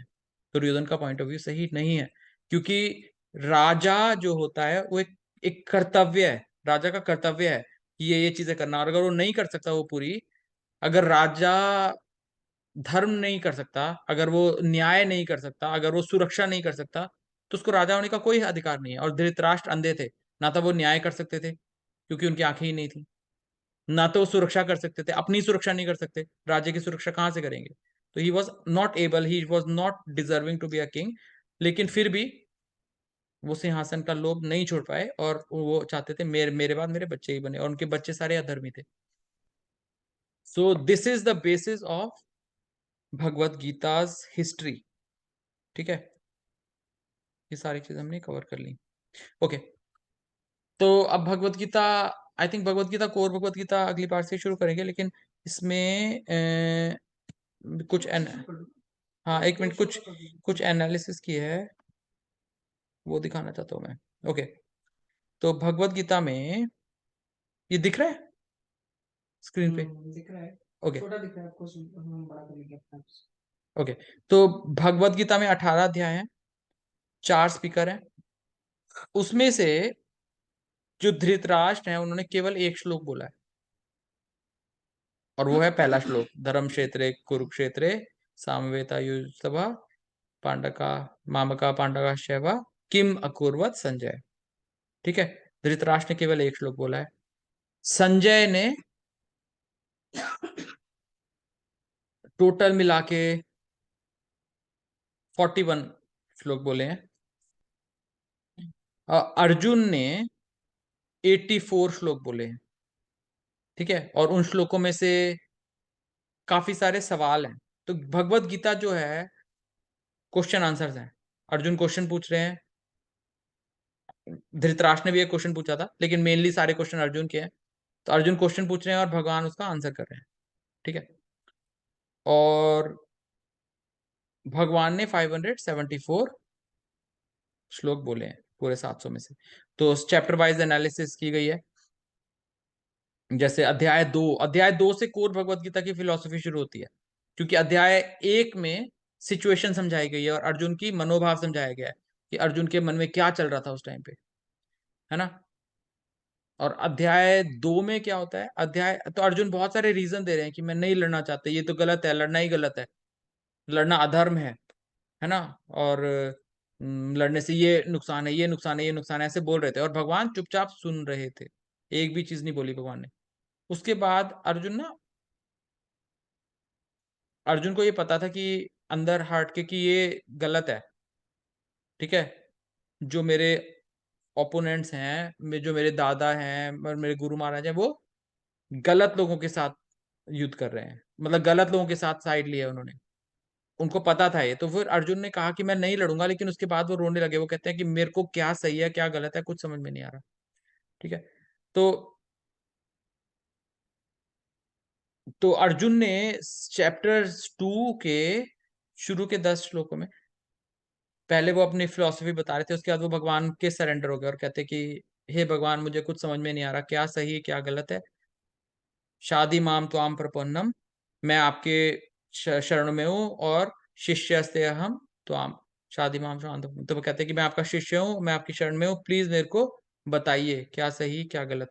उसके बाद भगवान ने उनको बताना शुरू किया। ठीक है, और बहुत सारी टीचिंग्स हैं इसमें। फॉर एग्जांपल एक टीचिंग ये है कि जब ये नॉलेज हो गया कि भाई हमें सरेंडर करना चाहिए, तो क्या हाँ देखो, जब तक हम सरेंडर नहीं करेंगे हमें समझ नहीं आने वाला। ये हमने पहले भी डिस्कस किया था आई थिंक, कि जब तक हम अपने आप को नीचे नहीं झुकाएंगे नॉलेज ऊपर से नीचे कैसे आएगी। हम सेम लेवल पे डिस्कस कर रहे हैं दोस्तों की तरह। तो भगवान कृष्ण और अर्जुन सिमिलर एज के थे। तो भगवान कृष्ण भीम से छोटे थे एज में, और नकुल से बड़े थे, अर्जुन के बराबर थे लगभग, है ना। कजिन्स हैं, तो वो सखा थे, सबसे बेस्ट फ्रेंड्स थे अर्जुन और कृष्ण। तो जब तक अर्जुन फ्रेंड की तरह उनसे फिलोसफी डिस्कस कर रहे थे कि ऐसे है, मुझे ऐसा लगता है ऐसे, भगवान ने कुछ बोला नहीं। उन्होंने ये नहीं बोला नहीं तुम गलत बोल रहे हो।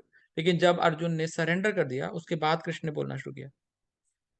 तो जब तक कोई सरेंडर करके नहीं पूछता, स्पिरिचुअल नॉलेज देने का कोई फायदा नहीं है। It's discussion, not imparting spiritual knowledge. कोई फायदा नहीं होगा उससे, टाइम वेस्ट। पर जब कोई सरेंडर करके पूछता है कि मैं वाकई में प्रॉब्लम में हूँ, मेरे को प्लीज समझाओ, और ध्यान से सुनता है, then flow of knowledge will happen.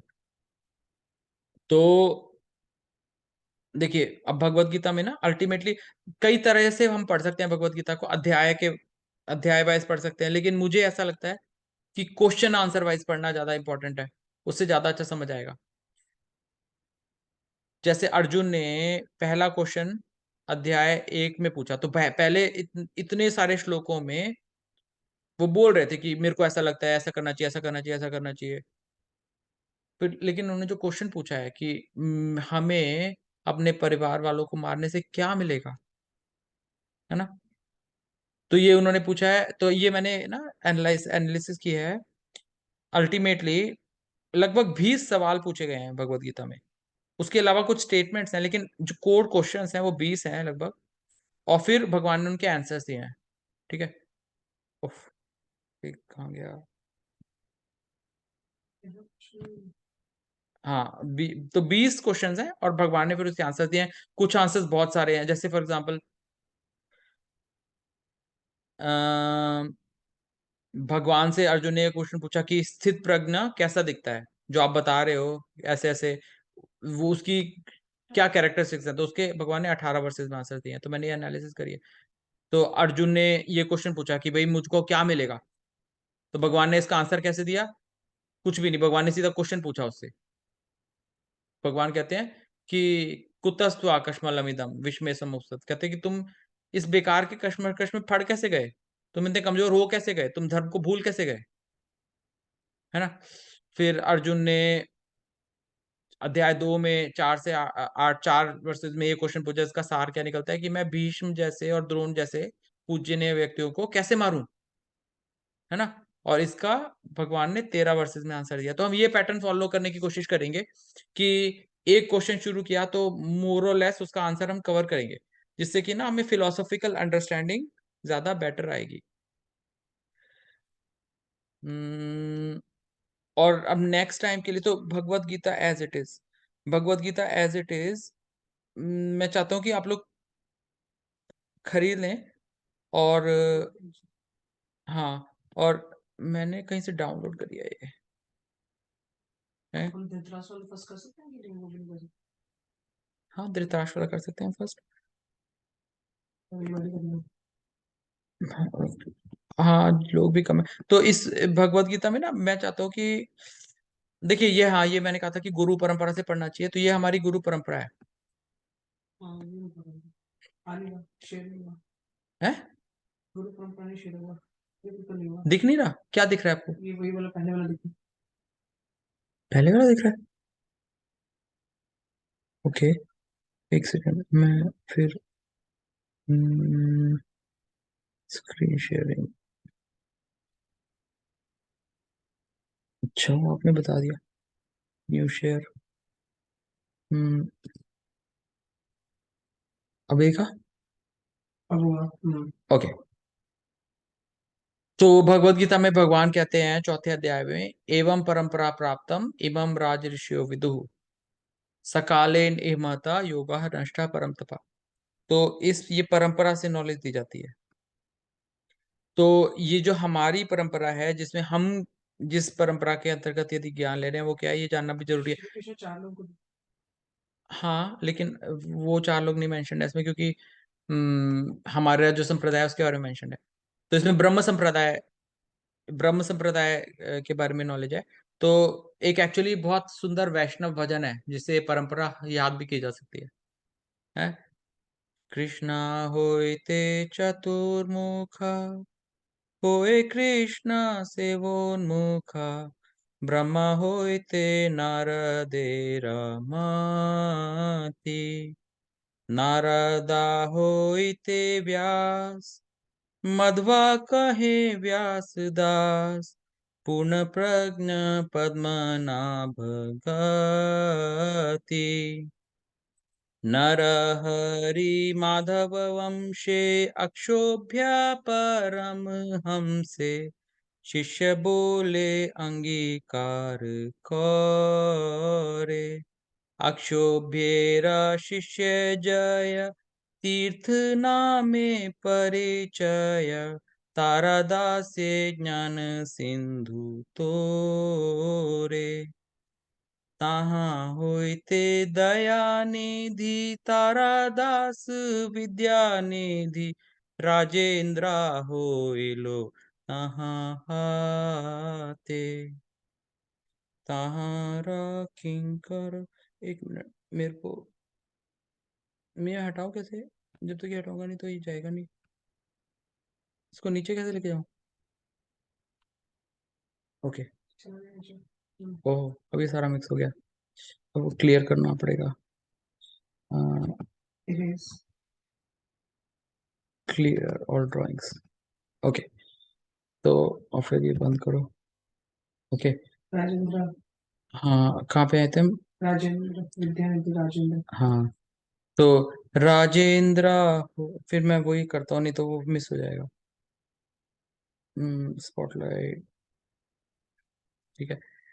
तहाँ होइते दया निधि, तारादास विद्या निधि, राजेंद्र होइलो तहाँ हाते, तहारा किंकर जय, धर्म नामे परिचय, परंपरा जानो भालो माते।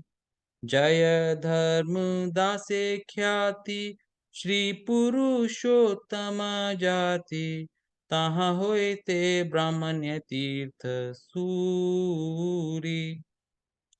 व्यास तीर्थ तारादास लक्ष्मीपति व्यास दास। ताहा होए ते माधवेंद्र पुरी। माधवेंद्र पुरी वरा शिष्य बरा श्री ईश्वरा। नित्यानंद श्री अद्वैत विभु। ईश्वर पुरी के धन्य करिले ना श्री चैतन्य। जगत गुरु गौरा प्रभु। तो अभी देखो इसमें ईश्वरपुरी के धन्य करी लेना श्री चैतन्य। श्री चैतन्य भगवान कृष्ण है, ठीक है। तो जैसे कृष्ण भगवान जब आए थे तो उन्होंने संदीपानी मुनि को धन्य किया था अपना गुरु बना के, है ना। Already Krishna is the main source of all knowledge, लेकिन दूसरों को दिखाने के लिए, टीचिंग के लिए कि गुरु की आवश्यकता है, वो खुद भी गुरु लेते हैं। इसी तरह Chaitanya Mahaprabhu is the main power source of all knowledge, but उन्होंने ईश्वरपुरी को गुरु बनाया। और नित्यानंद जो थे वो बलराम है, अद्वैत जो है वो महाविष्णु है चैतन्य लीला में। तो और चैतन्य महाप्रभु का नाम क्या है? विश्वम्भर भी था शुरू में नाम। तो ईश्वर पुरी के धन्य करी लेना श्री चैतन्य। जगत गुरु गौरा प्रभु। विश्वम्भर प्रियंकर श्री स्वरूप दामोदर। श्री गोस्वामी रूपा सनातना। तो रूपा सनातन ये गोस्वामी हैं, वृंदावन के 6 गोस्वामी ने से हैं, उनमें से चीफ गोस्वामी ये दोनों हैं, और सबसे ज्यादा चीफ रूप गोस्वामी है, जिनकी टीचिंग्स हम लोग सब पढ़ रहे हैं। ऑफ द सखी ना। हाँ, और ऑब्वियसली ये कृष्ण लीला में ये सखियां हैं, सखियों की मंजरियां हैं। और चैतन्य लीला में ये गोस्वामीज हैं जिन्होंने सारा मॉडर्न वृंदावन बसाया, ठीक है। फिर रूपा प्रिया महाजना जीवा रघुनाथ हना। ताराद्रासेश कवि कृष्ण दासा। कृष्ण दास सेवा पर प्रियवरा नरोत्तम सेवा परा। जारा पाड़ा विश्वनाथ आशा। विश्वनाथ भक्त साथ बलदेव जगन्नाथ। तारा प्रिया श्री भक्ति विनोदा।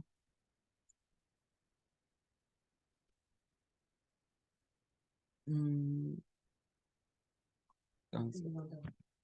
हाँ, एक मिनट, स्पॉटलाइट स्पॉटलाइट, ठीक है। तारा प्रिया श्री भक्ति विनोदा। महाभागवत वरा श्री गौरा किशोर वरा। हरि भजनिति चारा मोदा। फिर उसके बाद भक्ति सिद्धांत सरस्वती ठाकुर। तारा हरि भजनिति चारा मोदा। इहारा परम हंसा गौरांगेरा निज वंशा। तदेरा चरण मम गति। हामी सेवा उदासीन नामेते त्रिदंडी दीना। श्री भक्ति सिद्धांत सरस्वती। तारा प्रधान प्रचारका श्री भक्ति वेदांत नाम। पतित जनिते महाधाम। तो बेसिकली देखो ये बहुत इंपॉर्टेंट है, ये सारे नाम हमें समझना, और फिर हमें ना अच्छे से समझ आएगी। तो Ishwarpuri, pure devotee of the Lord, जिनके जिनके जिनके शिष्य बनना स्वीकार किया चैतन्य महाप्रभु ने। हाँ, चैतन्य महाप्रभु ने रूप, इन्होंने चैतन्य महाप्रभु ने कोई लिटरेचर ज्यादा लिखे नहीं, इन्होंने केवल वर्बल नॉलेज दी थी गोस्वामी को। तो रूप गोस्वामी ने सारे लिटरेचर्स लिखे हैं मोस्टली। सनातन गोस्वामी, रघुनाथ दास गोस्वामी, जीवा गोस्वामी ने जितने वर्सेस लिखे हैं उतने व्यासदेव ने भी नहीं लिखे। तो इन गोस्वामी के लिटरेचर्स हम पढ़ते हैं। उसके बाद कवि कृष्णदास जो थे, उन्होंने एक बहुत बड़ा महाकाव्य लिखा है, इसमें चैतन्य महाप्रभु की लीला डिस्क्राइब्ड है ना। जैसे गर्ग मुनि ने कृष्ण लीला के बारे में लिखा है, व्यासदेव ने महाभागवतम लिखी है जिसमें कृष्ण लीला बताई गई है 10वें खंड में। नरोत्तम दास ठाकुर जो हैं, ये बहुत फेमस वैष्णव हैं, और एक भजन है जो महात्मा गांधी गाते थे, वैष्णव जन तो तेरे कहिए जे पीड़ पराई जाने, वो नरोत्तम दास ठाकुर ने लिखा है। और हमारी बहुत सारी प्रेयर्स हैं और बहुत सारे ग्रंथ लिखे हैं। विश्वनाथ चक्रवर्ती ठाकुर जो हैं, he was a very great acharya. उस टाइम पे वैष्णविज्म ड्विंडल हो रहा था, मायावाद यानी कि जो आदि शंकराचार्य की फिलॉसफी है, और बहुत सारी चीजें आ रही थी। तो विश्वनाथ चक्रवर्ती ठाकुर ने बहुत कंक्लूसिव डॉक्यूमेंट्स लिखे थे, कई शास्त्रों को एक्सप्लेन करते हुए, ठीक है। उसके Baladeva Vidyabhushan, he is a very prominent acharya. और जो जगन्नाथ बाबा जी हैं, वो भक्ति विनोद ठाकुर के गुरु थे। Bhakti Vinod Thakur is a very very prominent acharya. जब अंग्रेजों का राज था उस टाइम पे, this is in 1800s, Bhakti Vinod Thakur was in Bengal and he was a very very intelligent person. जज थे वो हाई कोर्ट के, और वो इतने एफिशिएंट जज थे, इतने एफिशिएंट जज थे कि वो जो बाकी जजेस जिन फैसलों को कई कई दिनों में सुनाते थे, वो मिनटों में सुना देते, और उनके फैसले इतने स्ट्रांग होते थे कि उसमें कभी डिस्प्यूट नहीं होता था। तो अंग्रेज उनको इतना वैल्यू करते थे। तो जब भक्ति विनोद ठाकुर अपना काम करते करते वैष्णविज्म को फैला रहे थे, और भक्ति विनोद ठाकुर ने जब कहा कि मैं रिटायर होना चाहता हूँ, अब मैं फुल टाइम वैष्णविज्म को फैलाना चाहता हूँ, तो अंग्रेज जो है वो कहते हैं कि आपकी रिप्लेसमेंट नहीं है हमारे पास। तो उन्होंने कहा कि हम ऐसा करते हैं कि आप बस थोड़ी देर के लिए आ जाया करो। तो उन्होंने रेलवे की पटरी इनके घर से बना दी। तो कहते कि रेल आएगी, आप उसमें बैठ के आ जाना और आपको वापस छोड़ जाएगी, ठीक है, आप थोड़ी देर के लिए आ जाया करो। और इनके जो शिष्य थे वो श्री गौरा किशोर जी थे, गौरा किशोर बाबा जी, जो इतने बड़े डिवोटी थे कि वो केवल चैंटिंग करते रहते थे। उनके शिष्य श्री भक्ति सिद्धांत सरस्वती, भक्ति सिद्धांत Saraswati is the Guru Maharaj of our भक्ति वेदांत श्रीला स्वामी प्रभुपाद। और भक्ति सिद्धांत सरस्वती ठाकुर बहुत इंटेलिजेंट थे। उनकी जो इंग्लिश की समरीज है ना, उन्होंने जो इंग्लिश में ग्रंथ ट्रांसलेट किए हैं, उसमें इतनी कठिन इंग्लिश है कि कई बार वो आधे आधे पेज का उनका एक सेंटेंस होता है। उनकी इंग्लिश को समझ पाना कई बार अंग्रेजों के लिए भी मुश्किल हो जाता है, इतने मुश्किल मुश्किल वर्ड्स यूज करते थे। और इस चीज को समझना बहुत ईजी है। हम लोग जो बाहर रहते हैं इंडिया से, तो हमको पता चलता है कि यहाँ के जो लोग हैं, इनकी इंग्लिश कितनी पुअर है, इनकी ग्रामर कितनी कमजोर है, इनकी स्पेलिंग कितनी कमजोर है, और कई वर्ड्स के तो उनको मतलब ही नहीं पता होते। जो हमारी रैन एंड मार्टिन की किताब होती थी, वो अगर इनके सामने रखो तो पागल हो जाएंगे। They are so simplistic. तो उस टाइम पे जो अंग्रेज थे, उस टाइम पे अंग्रेजों की इंग्लिश अच्छी होती है, लेकिन भक्ति सिद्धांत सरस्वती ठाकुर की अंग्रेजी देख के बेचारे दहल जाते थे। वो कहते थे कहाँ से वर्ड ले आए आप, इतने कॉम्प्लेक्स वर्ड यूज करते थे वो, ठीक है। और भक्ति सिद्धांत सरस्वती ठाकुर ने प्रभुपाद को इंस्ट्रक्शन दिया था कि तुमको ये फिलॉसफी भगवत गीता की और भागवतम की वेस्टर्न इंग्लिश स्पीकिंग कंट्रीज में फैलानी है। और प्रभुपाद ने कहा ठीक है, मैं फैलाऊंगा।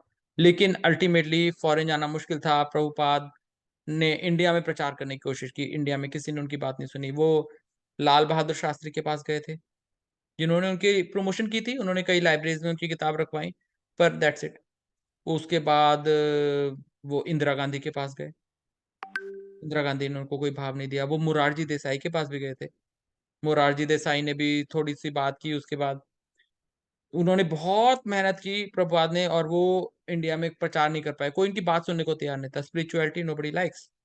फिर उसके बाद भक्ति वेदांत स्वामी प्रभुपाद बहुत लेट एज में 69 ईयर्स की एज पे एक कार्गो शिप में बैठ के शिप में, प्लेन के पैसे नहीं थे उनके पास, तो एक जहाज जो था पानी का, जलदूत उसका नाम था, उसके कंपार्टमेंट में बैठ के गए थे, जो कि सामान जहां पे रखते थे, ठीक है। और उनके पास 74 रुपए थे, इंडियन रुपीज थे केवल। लैपटॉप लेके गए थे, केवल भागवतम लेके गए थे। एक भागवतम लेके गए तो उनके पास 74 रुपए थे केवल। अपने लेके भागवतम लेके गए थे ट्रक में। हाँ, और अपनी किताबों में उनके पास क्या था? धोती कुर्ता, चैंटिंग की बीट्स, और जो भागवतम ट्रांसलेट कर रहे थे और ट्रांसलेट की थी, केवल वो लेके गए थे, अपने साथ सामान लेके गए थे। और फिर उसके बाद अगले 40-50 सालों में, 10 साल में, 10 साल, 10 बार।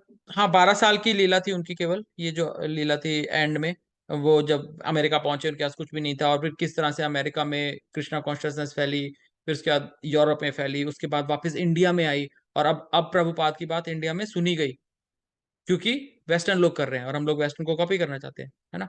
तो और फिर बाद में प्रभुपाद ने रियलाइज किया कि मैंने गुरु महाराज की बात पे ध्यान नहीं दिया, उन्होंने कहा था वेस्टर्न कंट्री में फैलाओ, और मैं इंडिया में फैलाने की कोशिश कर रहा था, सारी एफर्ट वेस्ट हो गई, गुरु महाराज की बात माननी चाहिए थी, तो ये एफर्ट वेस्ट नहीं होती। तो दिस शोज द अवर परंपरा जो हम फॉलो कर रहे हैं, और ये ज्ञान ऐसा नहीं है कि एक गुरु से आया है, आज मेरे को ज्ञान प्राप्त हो गया, this is exactly the same knowledge. जब हम बलदेव विद्याभूषण की ट्रांसलेशन पढ़ते हैं भगवत गीता की, और उनकी परपोर्ट पढ़ते हैं, ठीक है, उनकी परपोर्ट पढ़ते हैं, या जब हम भक्ति सिद्धांत सरस्वती करते हैं और भक्ति वेदांत स्वामी को पढ़ते हैं, तो उसमें भी ये समझ में आता है कि नॉलेज का कोर्स सेम है, केवल एग्जांपल्स डिफरेंट किए हैं उन्होंने। ओके, सो आज आज हम यहाँ पे रोकते हैं, अगली बार हम, लेकिन एक मिनट, अगली बार शुरू करने से पहले आई वांट कि एवरीबॉडी शुड रीड, तो वो भी डिस्कस कर लेते हैं कि क्या रीड करेंगे।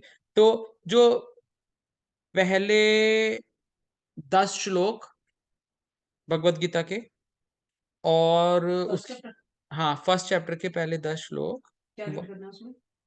उसमें उसका ट्रांसलेशन और उसकी परपोर्ट, और उसकी परपोर्ट से पढ़ के, ट्रांसलेशन एंड परपोर्ट। हाँ, और परपोर्ट से पढ़ के सबको पॉइंट्स बनाने हैं अपने अपने, कि क्या क्या पॉइंट्स दिए हुए हैं इसमें, और अगर समझ आ रहे हैं तो, और अगर कोई क्वेश्चंस आ रहे हैं कि ये क्यों ऐसे क्यों लिखा हुआ है, तो वो ठीक है, दैट इज हाउ। हो जाएगा होमवर्क, 10 श्लोक बहुत सारे हैं।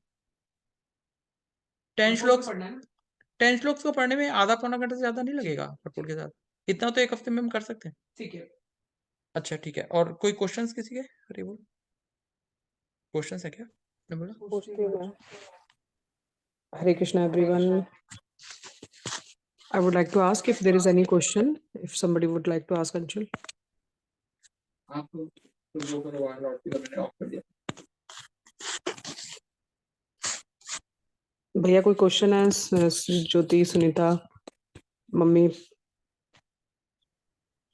छवि दीदी, प्रीति भाभी, छवि भाभी, आपको कोई हरे क्वेश्चन है? हरे कृष्णा प्रभु जी। हरे अंशुल, छवि दीदी। हरे कृष्णा प्रभु जी। हरे कृष्णा, छवि दीदी। ओके, मैं करूँ। हाँ आपको हाँ, हरे मैं बस ये कृष्णा। पूछना चाह रही थी, जो ये हरे कृष्णा, ये जो 10 श्लोक पढ़ने हैं, तो मतलब उनका खाली हिंदी का जो है वो हम लोग पढ़ करके, और हमें क्या नहीं समझ आ रहा हम उस पे क्वेश्चंस पूछ सकते हैं? यस, तो इसमें क्या फॉर्मेट है भगवत गीता में?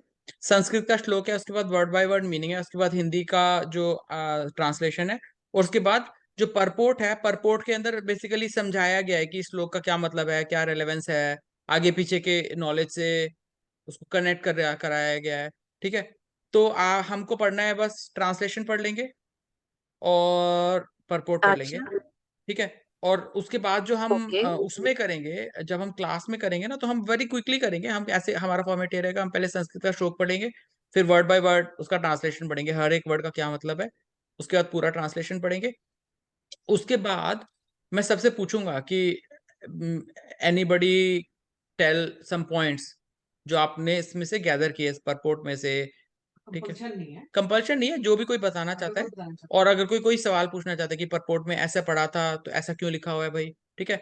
उसके बाद फिर जो मेरे नोट्स होंगे, मैं उसके अंदर से जो जो मेरे को पॉइंट्स आए होंगे कि भाई इस परपोर्ट में ये बताया गया है, श्लोक ऐसे कनेक्ट हो रहा है पिछले और इससे, ठीक है, हम ऐसे करेंगे। और दूसरा हम क्या करेंगे कि थीमेटिक स्टडी के लिए हम ये ट्राई करेंगे कि आई डोंट नो कि पूरा हो पाएगा नहीं, कि या नहीं हो पाएगा, इस तरह से कि एक क्वेश्चन पूछा तो उसका जो आंसर है वो मान लो 40 वर्सेस में दिया गया है, तो इन 40 वर्सेस तो एक दिन में हम नहीं कवर कर सकते, तो हम ऐसे जरूर करने की कोशिश करेंगे कि सवाल ये पूछा गया था तो उसमें पहले 8 जो है उसमें मेन मैसेज भगवान ने ये दिया, उसके बाद जो अगले 6 श्लोक हैं उसमें भगवान ने ऐसे ये दिया, ये बोला है, और उसको कनेक्ट ऐसे इसलिए बोला या इसलिए बोला होगा कि, है ना, इस तरह से हम उसको समझने की कोशिश करेंगे ताकि हमें समझ भी आए और थोड़ी याद भी हो। राइट, समझ गई मैं। ठीक है, तो वो पढ़ के और फिर हम लोग नेक्स्ट उसमें क्वेश्चंस पूछेंगे और आप समझाएंगे जो भी है।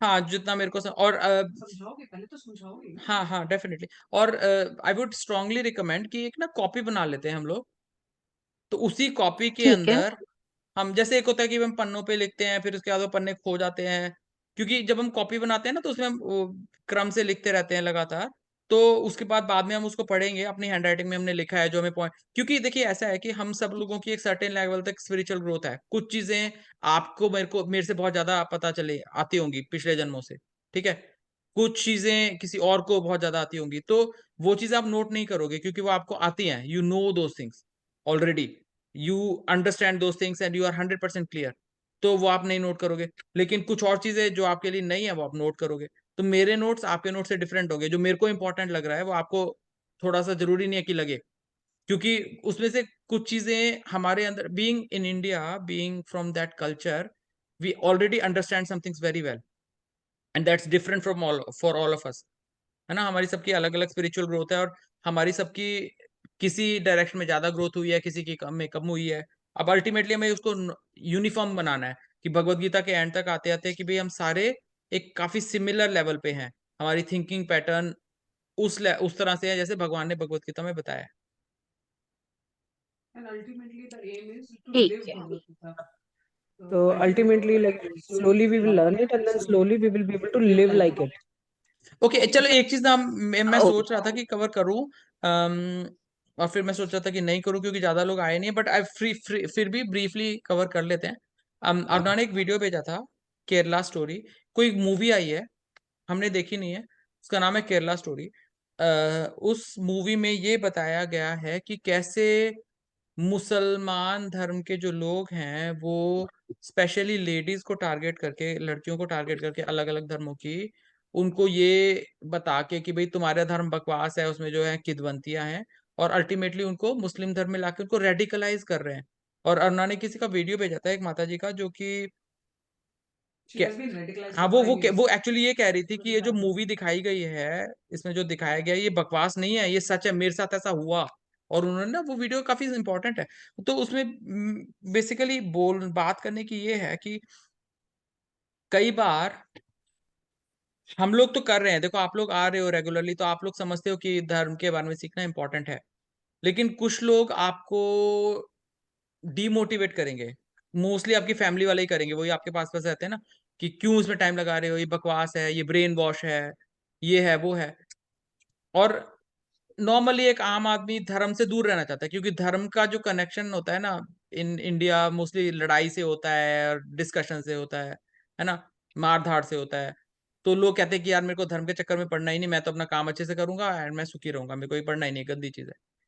बट प्रॉब्लम क्या हो रही है कि जैसे होता है ना, जैसे फॉर एग्जांपल आप इमेजिन करो कि कोई शहर है, वहां पे जो है ना किडनैपिंग होती है ना, कि तो किसी का बच्चा किडनैप करके ले गए, या फिर हम पुराने जमाने में सुनते थे कि कोई दानव है, वो हर रोज गांव में से उसको हर हर महीने एक आदमी चाहिए, ठीक है। अब बाकी लोग सोचते हैं अरे मेरी बारी कब आएगी, अभी तो 1 लाख लोग हैं, ठीक है, तो वो डरते रहते हैं उससे, और वो कहते हैं मेरे को इससे कुछ लेना देना नहीं है, लेकिन जब उनकी बारी आती है तो वो रोते हैं। या किसी का बच्चा जब खुद का किडनैप हो जाता है तब वो रोता है, लेकिन जब तक नहीं हुआ तब वो सोचता है मेरे को नहीं कुछ इसके बारे में सोचना, नहीं करना। लेकिन हम इससे दूर रह नहीं सकते, ये चीज हमारे सिर पे आ रही है, तो ऐसा नहीं है, देखो हम ये नहीं मानते हैं कि मुसलमान गंदे लोग हैं या कुछ है, हमारे भगवत गीता में तो ये ज्ञान दिया हुआ है कि हर एक इंसान जो है वो आत्मा है, ठीक है, और मनोज जो है वो अगले जन्म में रहीम बनता है, डिपेंडिंग ऑन उसके कर्म क्या है, उसकी क्या एफिलिएशन थी। तो ऐसा नहीं है कि मुसलमान लोग गंदे होते हैं या कुछ भी है, लेकिन या लेकिन ये जो धर्म है इसको जो भी जैसे भी इंटरप्रेट कर रहे हैं या धर्म कितना सच्चा है इसके बारे में क्या एनालिसिस की जाए, लेकिन अल्टीमेटली है कि अगर हम अपने बच्चों को हम इसको सीखेंगे नहीं ना, अपने धर्म को नहीं, और ये जो धर्म है ना ये मेरा तुम्हारा तो है ही नहीं, धर्म तो एक है, भगवान की सेवा करना, ठीक है, वो धर्म है और वो वैदिक धर्म वही है और ये पूरी दुनिया में वही था, हजारों करोड़ों सालों से ये धर्म है। जब आप भागवतम पढ़ोगे तो आपको पता चलेगा कि जब ह्यूमन काइंड की शुरुआत, इनकी किसी के पास कोई आंसर नहीं है कि कहाँ से शुरुआत होती है ह्यूमन काइंड की, कैसे पैदा हुए। ये साइंटिस्ट कहते हैं कि कीड़े से बंदर बना, बंदर से आदमी बना, पर वो तो इतनी इलॉजिकल बात है। पर किसी के पास कोई आंसर नहीं है, लेकिन हमारी ग्रंथों में है आंसर, प्रॉपर जीनियोलॉजी दी हुई है कि ब्रह्मा आए, ब्रह्मा से ये आए, उनसे ये आए, और इतनी सारी है, उसको जब आप डिटेल में पढ़ते हो तो आपको पता चलता है कि ये तो करेक्ट है, दिस इज करेक्ट एक्चुअली, ठीक है। और वो सब ज्ञान हम ना सीखते हैं ना अपने बच्चों को सिखा रहे हैं। हमारे बच्चे पूछते हैं कि ये आप क्यों करते हो पूजा पाठ, क्योंकि कभी कभी थोड़ा बहुत तो हम सभी करते ही है ना, तो हमारे पास कोई आंसर नहीं होता देने के लिए। जब हमारे पास आंसर नहीं होता देने के लिए तो बच्चे कहते हैं पागल है ये, पता नहीं क्यों हमको भी परेशान करते हैं और खुद भी करते हैं, और there is a egoistic element in all of us. तो बच्चे जो है ना इसको इलॉजिकल मानते हैं, और ये मुसलमान धर्म के लोग जो है इस चीज का फायदा उठा के वो कहते हैं कि तुम क्यों करते हो ये? अब वो कोई आंसर नहीं है देने का, तो वो कहते हैं बकवास है तुम्हारा धर्म और तुम हमारी बात मानो, देखो। और वो जो स्पिरिचुअलिटी बताते हैं उस वो एक छोटा सा अंश है हमारे ग्रंथों में जो लिखा है उसका हंट सा अंश, ठीक है। और फिर वो अल्टीमेटली कहते हैं कि वो आप वीडियो सुनिए, एक्चुअली उसमें ये बताया गया है कि वो इतनी रेडिकलाइज हो गई लेडी कि अपने माता पिता को कीड़ों के समान समझ रही है वो। वो सोच रही है कि ये काफिर हैं और इन ये मर जाएं तो कोई दिक्कत नहीं है, ठीक है। इतना ज्यादा चेंज आ जाता है और पता नहीं कैसे भगवान की दया से वो बच गई और वो बता पा रही है ये सब। तो वो what I want to say is कि आपको जब कोई डिमोटिवेट करता है ना तो आपको उसको ये बोलना चाहिए। आपको अगर आपकी फैमिली का कोई बंदा कहता है कि आपका ब्रेन वॉश हो रहा है, अपना टाइम वेस्ट करो, तो आप उसको बोलो कि भैया अगर आप ये चीज नहीं सीखोगे, हमारे रूट्स के बारे में नहीं सीखोगे और अपने बच्चों को नहीं सिखाओगे, तो अल्टीमेटली हमारे बच्चे ऐसे लोगों से इन्फ्लुएंस होकर गलत काम करें या परेशान हो, इसका बहुत ज्यादा चांस है, it's very very very likely. और देखो हमारा हम जो चीज सीख रहे हैं ना ये एक्चुअली करेक्ट धर्म है। करेक्ट धर्म में लव सिखाया जाता है, पहले आप भगवान को प्यार करते हो फिर भगवान के बच्चों को प्यार करते हो, ठीक है। और ये जिस धर्म में लड़ाई सिखाई जा रही है वो करेक्ट धर्म तो नहीं है ना। हल्की मोटी उनकी चीजें करेक्ट है कि हाँ भगवान होते हैं, हाँ होते हैं, और भगवान की सेवा करना हमारा कर्तव्य है, हाँ है, ये चीज करेक्ट है मुसलमान धर्म में। लेकिन जो उनका धर्म नहीं मानता उसको मारा जाए, ये तो रॉन्ग है, इट्स कंप्लीटली रॉन्ग, है ना। And it cannot be a correct dharma, it is a modified philosophy which is the brain child of somebody called Mohammed, so I don't know. लेकिन करेक्ट धर्म नहीं हो सकता क्योंकि इसमें प्यार नहीं सिखाया जा रहा है। और भगवान देखो सिंपल सी बात है, अब देखते हो चींटियां जा रही हैं एक लाइन बना के, चींटियां जा रही हैं जा रही हैं जा रही हैं, कभी हमने ये देखा चींटियां, दो चींटियां लड़ रही हैं, मैं खाऊंगी मैं खाऊंगी मैं खाऊंगी, नहीं। छोटा सा थोड़ा सा खाना खाती है चींटी, पूरे दिन काम करती रहती है, किसके लिए करती है? अपनी कम्युनिटी के लिए करती है। वो ये नहीं पूछती है कि मेरे को क्या मिल रहा है इससे। और ये चीज हम एज अ मैनकाइंड अब यही चीज भूल गए हैं।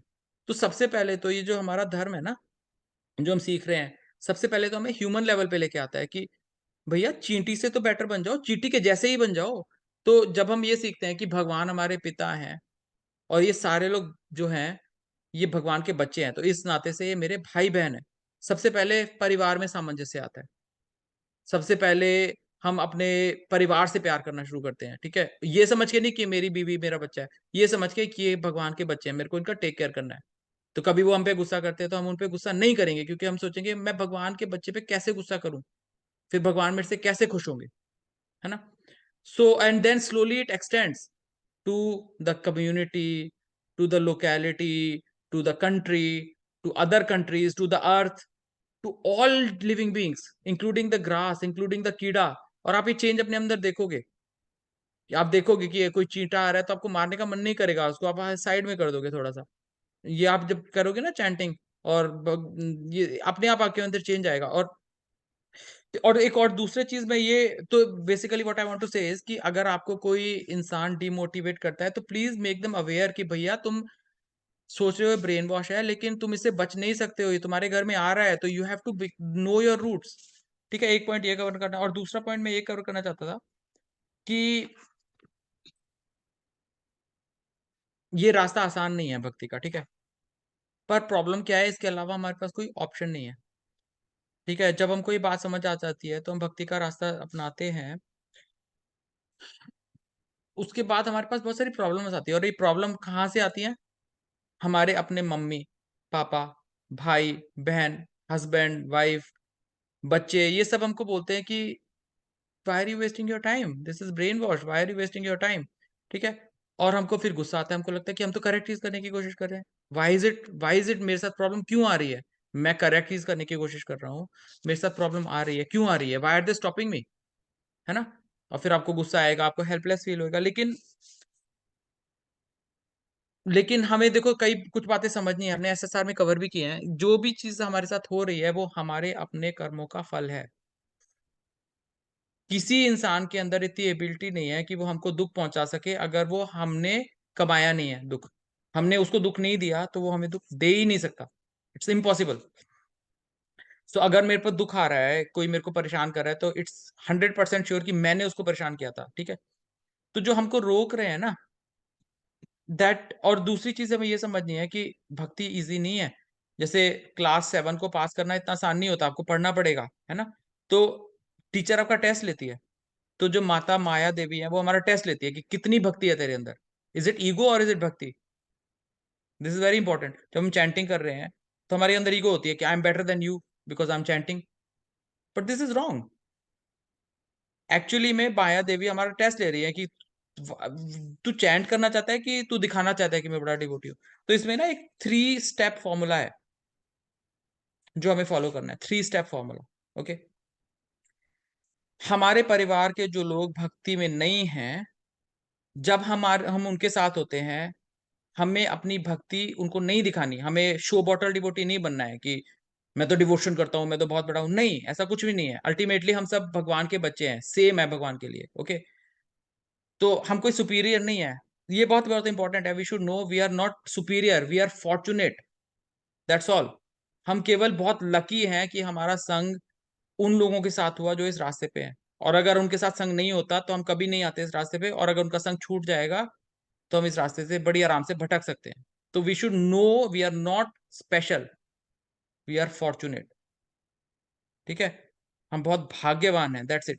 और हमें ना दूसरों को अपनी भक्ति नहीं दिखानी है। जब कोई भक्त नहीं है, वो भी भगवान का बच्चा है, हमें इनकी सर्विस करनी है। मेरे मम्मी पापा आते हैं, मेरे भाई बहन आते हैं, मेरा हस्बैंड है, मेरी वाइफ है जो कि भक्ति में नहीं है, तो उनके सामने अपनी भक्ति नहीं दिखानी है, उसके सामने हमें भक्ति का फल दिखाना है। भक्ति जब हम करते हैं तो हमारे अंदर लव पैदा होता है। अभी नहीं हुआ बेशक से, ठीक है, अभी हम नए नए हैं, लेकिन हमें उनको प्यार दिखाना है, हमें उनकी बहुत सेवा करनी है ताकि वो सोचे कि, और सिंसियरली सेवा करनी है ताकि वो सोचे कि इसको क्या हो गया, ये इतना अच्छा कैसे बना। हमें एग्जाम्पल दिखाना है। We have to be an example. Guru Maharaj कहते हैं कि यू शुड ऑलवेज प्रीच। ये बहुत ध्यान से सुनिए, you should always preach but you should only speak sometimes. ठीक है, हमें प्रीच करना है लेकिन हमें बोलना कभी कभी है। इसका क्या मतलब हुआ? हमें अपने आचरण से, यह आचार्य थी इति आचार्य, अपने आचरण से सिखाना है लोगों को। तो जब कोई आप इतने प्यार से किसी को सर्व करोगे, अपने हस्बैंड को, अपने वाइफ को, अपने मम्मी को, पापा को, अपनी बहन को, भाई को, तो वो कहेगा कि यार, हर एक इंसान को प्यार चाहिए, उसको नॉलेज नहीं, उसको ये इससे कोई इंटरेस्ट नहीं है कि हमें कितना भगवत गीता का श्लोक आता है, कितना ये आता है, कितनी चैंटिंग करते हैं, 64 राउंड करते हैं, 128 करते हैं। They not interested, they want love. और जब हम उनको वो लव देंगे तो वो आपके पास आके पूछेगा एक दिन कि how did you become like this, आपको गुस्सा क्यों नहीं आता है ना? और तो 3 स्टेप फॉर्मूला में फर्स्ट स्टेप, सर्व नॉन डिवोटी फैमिली और फ्रेंड्स विद लव। और जिन फ्रेंड्स को अवॉइड कर सकते हो वो ठीक है, अवॉइड करो, लेकिन फैमिली को अवॉइड नहीं कर सकते हैं हम। And this is not what we want कि हमारी फैमिलीज टूटे या हमारी फैमिली मेंबर्स को गुस्सा है हमारे पर। नो, ठीक है, तो serve them with love, that's first point. Second is, जब हमको गुस्सा आएगा और हमको लगेगा कि मैं भगवान आपके पास आना चाहता हूँ और मैं आ नहीं पा रहा, मेरे साथ इतनी बाधाएं आ रही हैं, तो हमें क्या करना है? हमें प्रे करना है अपने हार्ट के अंदर। देखो, हमको कोई गुस्सा कर रहा है या हम बैठ के परेशान हो रहे हैं कि मैं चैंटिंग नहीं कर पा रहा हूँ, तो हम प्रे तो कर सकते हैं ना, हम कभी भी प्रे कर सकते हैं। किसी को नहीं पता चलेगा। भक्ति तो अंदर की बात है। जब हम रोटी बनाते बनाते भगवान को प्रे कर रहे हैं, और हमें प्रे कैसे करना है, रोना है हमें भगवान के आगे कि भगवान मैं आपके चरणों में आना चाहता हूँ या आना चाहती हूँ, लेकिन मैं नहीं आ पा रहा, मैं नहीं आ पा रही, please help, please help, I know I am not eligible, I know I am not eligible, लेकिन आप दया करो, आप दयालु हो। तो हमें ऐसी प्रेयर करनी है भगवान के, कि रोना है, सरेंडर। सरेंडर करना है और रोना है बार बार कि भगवान प्लीज हेल्प। और भगवान इतने दयालु हैं कि हेल्प करते हैं। और तीसरा, जब हमारा का खुद का टाइम मिलता है ना, कभी कभी ऐसा होता है ना कि देखो खुद के टाइम क्या क्या होते हैं, सुबह जल्दी उठ के जब सारे सो रहे हैं, ठीक है, that is the best time. सुबह जल्दी उठ के करो जब सारे सो रहे हैं। ऑफिस में जब आपको टाइम मिलता है तो व्हाट्सएप वगैरह, हमारे खुद के भी अनर्थ है ना, हमारे खुद के अंदर भी भगवान की 100% भक्ति नहीं है ना, अनर्थ है। तो व्हाट्सएप देख रहे हैं, ईमेल देख रहे हैं बार बार, भाई 1 घंटे में 5 बार ईमेल देखने से वो ईमेल आ थोड़ी जाएगी, है ना। एक बार आप ईमेल देखोगे 6 बजे, एक नियम बना लिया कि 6 o'clock पे मैं ईमेल देखता हूँ, और व्हाट्सएप के मैसेजेस में 10 o'clock 10 PM नाइट में या 9 PM नाइट में चेक करता हूँ दिन में एक बार, दैट्स इट। और उसमें मेरे को 15 मिनट लगाने हैं, इससे ज्यादा नहीं लगाने, दैट्स इट। ठीक है, मेरे को इंटरनेट की फालतू की सर्फिंग नहीं करनी। तो जब हमको अपना टाइम मिलता है तो हमें ये सब अनर्थ नहीं करना, और उस टाइम हम सिंसियरली भगवान का भजन करते हैं। कार में बैठ के कर सकते हैं, हम कहीं पे भी बैठ के कर सकते हैं चैंटिंग, कार में बैठ के कर सकते हैं, लंच रूम में बैठ के कर सकते हैं। जब हम अकेले हैं तब हमें सिंसियरली भगवान की भक्ति करनी है। और जब हम उस तरह की फैमिली के साथ हैं जो कि डिवोटी नहीं है, तो हमें उनको प्यार से सर्व करना है। अल्टीमेटली हमारे माता पिता हैं, उन्होंने अगर हमें जन्म नहीं दिया होता तो हम कहाँ होते। ठीक है, we have to be grateful. माता पिता तो भगवान का रूप है। हमारे जो पति हैं वो हमको अपने कर्मों से मिले, हमारी जो वाइफ है वो हमको अपने कर्मों से मिली। लेकिन जब हमको उनको सच्चा प्यार देंगे, उनकी सेवा करेंगे, तो सबका हृदय पिघल जाता है, बदल जाता है। ठीक है, तो 3 पॉइंट्स हैं जो हमें करने हैं। एक है सर्विस विद लव, सेकंड है हमें भगवान से प्रे करना है, और प्रे हम कभी भी कर सकते हैं, रोटी बनाते हुए, रोते हुए, और हमें रोना है भगवान के सामने, ये कहना है कि भगवान मैं आपकी भक्ति करना चाहता हूँ या करना चाहती हूँ, लेकिन मैं कर नहीं पा रहा, कर नहीं पा रही, प्लीज भगवान help me, I need your help. और थर्ड, जब हमको टाइम मिलता है ना, तो 1 मिनट भी बर्बाद नहीं करना हमको। अगर हम बस में बैठे हुए हैं 5 मिनट के लिए, तो 5 मिनट में एक माला हमें करनी है, आंखें बंद करके, ध्यान लगा के। और अगर हम कार में बैठे हुए हैं तो कार में बैठ के हमें माला करनी है अपनी। तो अपना एक भी मिनट बर्बाद ना हो, लेकिन दूसरों के साथ है तो हमें सेवा करनी है और हमें दिखाना है, क्योंकि देखो साधना के अंदर सेवा भी है, वैष्णव सदाचार भी है, 5 अंग होते हैं इसके। ये सब साधना है। भगवत गीता में आप पढ़ोगे ना, तो जो वांगमयी साधना है, जो हमारी बोली की साधना है, बोली की साधना क्या है, अन उद्वेग करम वाक्यम सत्यम प्रियतम चा। ठीक है, किसी को परेशान करने का वाक्य नहीं बोलना हमें, ये साधना है हमारी जीव की। मन की भी साधना है। मन की साधना क्या है, सेटिस्फैक्शन, शौचम आर्जवम। तो भगवत गीता में हम सब चीजें सीखेंगे, लेकिन अल्टीमेटली द कंक्लूजन इज कि हमें, हम अगर हमारी वजह से कोई परेशान हो रहा है तो वो ठीक नहीं है, और हम किसी की वजह से परेशान हो रहे हैं तो वो भी ठीक नहीं है। हम कहीं पे गलती हो रही है। दिस इज सुसुखम कर्तुम अव्ययम राज विद्या राज गुह्यम पवित्रम इदम उत्तमम प्रत्यक्ष अवगमम धर्मयम सुसुखम कर्तुम अव्ययम। जो योग की प्रक्रिया है ना, जिसमें अकेले बैठ के जो मेडिटेशन करते हैं जो योगी हैं, उसमें और भक्ति में ये फर्क है। भक्ति बहुत सुख पूर्वक की जाती है, भक्ति में सबको सुख मिलता है। और अगर कहीं पे सुख नहीं मिल रहा तो कहीं पे गड़बड़ हो रही है, और उसमें हमें क्या करना चाहिए, सीनियर से कंसल्ट करना चाहिए कहाँ पे क्या गड़बड़ हो रही है। भक्ति में सबको सुख मिलता है और इट्स वेरी लविंगली डन। उसमें परिवार नहीं टूटते इस भक्ति की लाइन में। भक्ति की लाइन में परिवार के परिवार भक्ति में जुड़ जाते हैं, ऐसे होता है।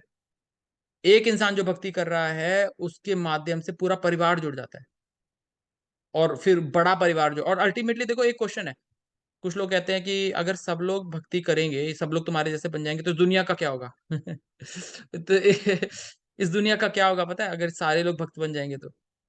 क्योंकि भगवान ने भगवत गीता में ये तो नहीं कहा कि तुम सारे काम छोड़ के मेरी चैंटिंग करो। जो तुम्हारा स्वभाव है उसके हिसाब से काम भी करो मेरी चैंटिंग करते करते, और जब वो काम हो जाता है तो मेरी चैंटिंग करो। ठीक है, तो क्या अगर सारे लोग कृष्णा कॉन्शियस बन जाएंगे तो पता है क्या होगा? जो हमारे अंदर नेचुरल एबिलिटी है ना, जैसे आप डॉक्टर हो, कोई लॉयर है, कोई कुछ है, वो उस एबिलिटी का यूज कैसे करेगा? भगवान के भक्तों की यानी पूरी दुनिया की सेवा करके निस्वार्थ भाव से, ठीक है। और वो फालतू के अनर्थ उसके कम हो जाएंगे। बर्थडे पार्टी में जाना, मूवीज देखने जाना, क्रिकेट मैच देखने जाना, और ये व्हाट्सएप और ये सब, ये कोई नहीं करेगा, ठीक है। वो सब चैंटिंग करेंगे, भगवान का कीर्तन करेंगे। जब भगवान का बर्थडे आएगा तो सारे सेलिब्रेट करेंगे, भगवान को भोग लगा के प्रसाद खाएंगे, एक दूसरे को खिलाएंगे, एक दूसरे का ख्याल रखेंगे, प्यार से रहेंगे। और यही गोलोक वृंदावन में है। भगवान जब आते हैं, 5,000 साल पहले आए थे, तो ट्रेलर दिखाने आते हैं कि देखो देखो भगवान क्यों आते हैं। 3 रीजंस हैं भगवान के आने के। हाँ, परित्राणाय साधूनाम, विनाशाय च दुष्कृताम, धर्म संस्थापनार्थाय संभवामि युगे युगे। 3 रीजंस हैं। फर्स्ट, परित्राणाय साधूनाम। सेकंड, विनाशाय च दुष्कृताम। थर्ड, धर्म संस्थापनार्थाय। तो इसमें सबसे इंपॉर्टेंट रीजन जो पहले बोला है भगवान ने, परित्राणाय साधूनाम, साधु को बचाने के लिए आते हैं। जो बेचारा साधु यहाँ परेशान हो रहा है, ये दुनिया अच्छे लोगों के लिए जगह नहीं है। This is not a place for gentleman, ठीक है। और वो जेंटलमैन बेचारा क्या करेगा? जब कोई भक्ति में आके जेंटलमैन बन जाता है, वो क्या करेगा? अल्टीमेटली भगवान अपनी लीला दिखाने आते हैं, और हम लोग इस ऐसे टाइम पे पैदा हुए हैं जब भगवान की लीला देख नहीं सकते लेकिन सुन रहे हैं। तो अल्टीमेटली जब हम देखते हैं कि कितना सुख है इसमें, तो फिर हम कहते हैं कि हमें भगवान के पास जाना है। और भगवान के में ये जो सारा 5,000 साल पहले हुआ था वृंदावन में, वो वहां पे एटर्नली चलता रहता है। सब लोग भगवान की सेवा कर रहे हैं, एक दूसरे को प्यार कर रहे हैं, क्योंकि सबको पता है कि ये भगवान का भक्त है। और जो जो हमारे पास नेचुरल एबिलिटी है, उससे भगवान की सेवा करनी है, भगवान के भक्तों की सेवा करनी है, तो दुनिया स्वर्ग बन जाएगी। इससे स्वर्ग से भी ज्यादा अच्छी बन जाएगी। This is what will happen if everybody becomes a devotee. Vaikuntha बन जाएगा। बैकुंठ में क्या होता है? देखो, एक मैंने व्हाट्सएप में ही पढ़ा था ये, पता नहीं कहाँ से आया, शास्त्रीय का या नहीं है, पर उसमें ये था कि अम, अम, कुछ लोग थे, उनके उनके ना हाथ बहुत बड़े बड़े हैं, ठीक है। तो एक आदमी गया स्वर्ग नर्क में, उसने देखा कि क्या है, तो उनके हाथ बहुत लंबे लंबे थे। वो खाने की कोशिश कर रहे थे, पर उनके मुंह में जा नहीं रहा था, और वो परेशान हो रहे थे, खाना सारा फैल रहा था। फिर वो स्वर्ग में गया तो देखा वो सेम टाइप के लोग थे, लेकिन वो लंबे लंबे हाथों से एक दूसरे को खिला रहे थे। तो वहां पे सब लोग खुश थे। तो द ओनली डिफरेंस इज कि जब हम भगवान को प्यार करते हैं और भगवान की भक्ति करते हैं, तो हम एक दूसरे से भी प्यार करते हैं, और सच्चा प्यार करते हैं। क्योंकि ऑल इस दुनिया में अभी जो प्यार है ना, वो बहुत सेल्फिश है। एक माँ अपने बेटे को, चलो माँ की बात छोड़ दो, वो बहुत स्पेशल रिलेशन है, लेकिन एक बाप अपने बेटे को क्यों प्यार करता है, क्यों उसको बहुत ध्यान रखता है? क्योंकि उसके दिमाग में कहीं ना कहीं ये होता है, जब मैं बूढ़ा हो जाऊंगा तो मेरा कौन ख्याल रखेगा। उनके दिमाग में कहीं ना कहीं होता है ये कि मैं जब बूढ़ा हो जाऊंगा तो मेरा कौन ख्याल रखेगा। तो मैं वो अपने बेटे को बहुत प्यार करता है कि भाई मेरा बेटा भी मुझे प्यार करे। हर एक रिलेशन में सेल्फिशनेस है, हस्बैंड वाइफ के रिलेशन में भी सेल्फिशनेस है। जब कोई इंसान मरता है तो लोग इसलिए नहीं रोते कि ये चला गया, वो इसलिए रोते हैं भगवान ये मर गया, अभी इतनी सारी रिस्पॉन्सिबिलिटी मेरे सिर पे आ गई। किसी का हस्बैंड मर जाएगा तो सोचे कि ये भगवान, अभी बच्चे, घर, ये मोड़ गए जी, मेरी रिस्पॉन्सिबिलिटी कैसे संभालू। वो इसलिए रोती है वाइफ, इसलिए नहीं रोती कि मेरा हस्बैंड चला गया, मेरे को बहुत प्यार करता था। तो all this world has selfish love. लेकिन जब भक्ति में आते हैं तो सच्चा प्यार होता है। सच्चा प्यार कैसे होता है? कि everybody is a son of Krishna, and I have to serve this person so that Krishna gets pleased. That is the basis of the love, that is true love, ठीक है। तो this is just I wanted to say these things, क्योंकि ये थोड़े issues raise हुए थे। Anyway, तो अगर कोई क्वेश्चंस नहीं है तो will start next time. Please try to read so that we all benefit better. कोई क्वेश्चंस है तो पूछ लीजिए, नहीं तो हम बंद करते हैं सेशन। अंशुल, आपने हरे बोला कृष्ण। चैतन्य महाप्रभु की वो भगवान श्री कृष्ण के रूप हैं। ये शास्त्रों में लिखा हुआ है, कौन कहाँ लिखा हुआ है, मतलब जस्ट फॉर माय नॉलेज? बहुत सारे रेफरेंसेस हैं। अथर्ववेद में भी लिखा हुआ है, श्रीमद् भागवतम में भी लिखा हुआ है, कई बहुत सारे रेफरेंसेस हैं इसके। चैतन्य महाप्रभु स्वयं भगवान कृष्ण है, इसके बहुत सारे references. I will send you, I will actually post it in the group also so that thank everybody can benefit. ठीक है, अर्ना लिख लो प्लीज, चैतन्य महाप्रभु शास्त्रिक रेफरेंसेस। और भी कोई क्वेश्चन पूछ रहा था? हरे कृष्णा जीजा जी, आई वांट टू हरे आस्क कि ना suppose if somebody is saying कि नहीं भाई आप ये मत करो, ये करो, ठीक है, चैंटिंग नहीं करो, ये नहीं करो, मतलब ठीक है, we accepted, as you said, we don't have to, we have to do it in our time only. We do it in our time only. But sometimes the scenes are like that. If you're accepting everything, everything is more on you. There a pressure is created on you कि you will do whatever they will say. Okay हाँ How to deal with such situation then? देखो सांप वाला उदाहरण देना पड़ेगा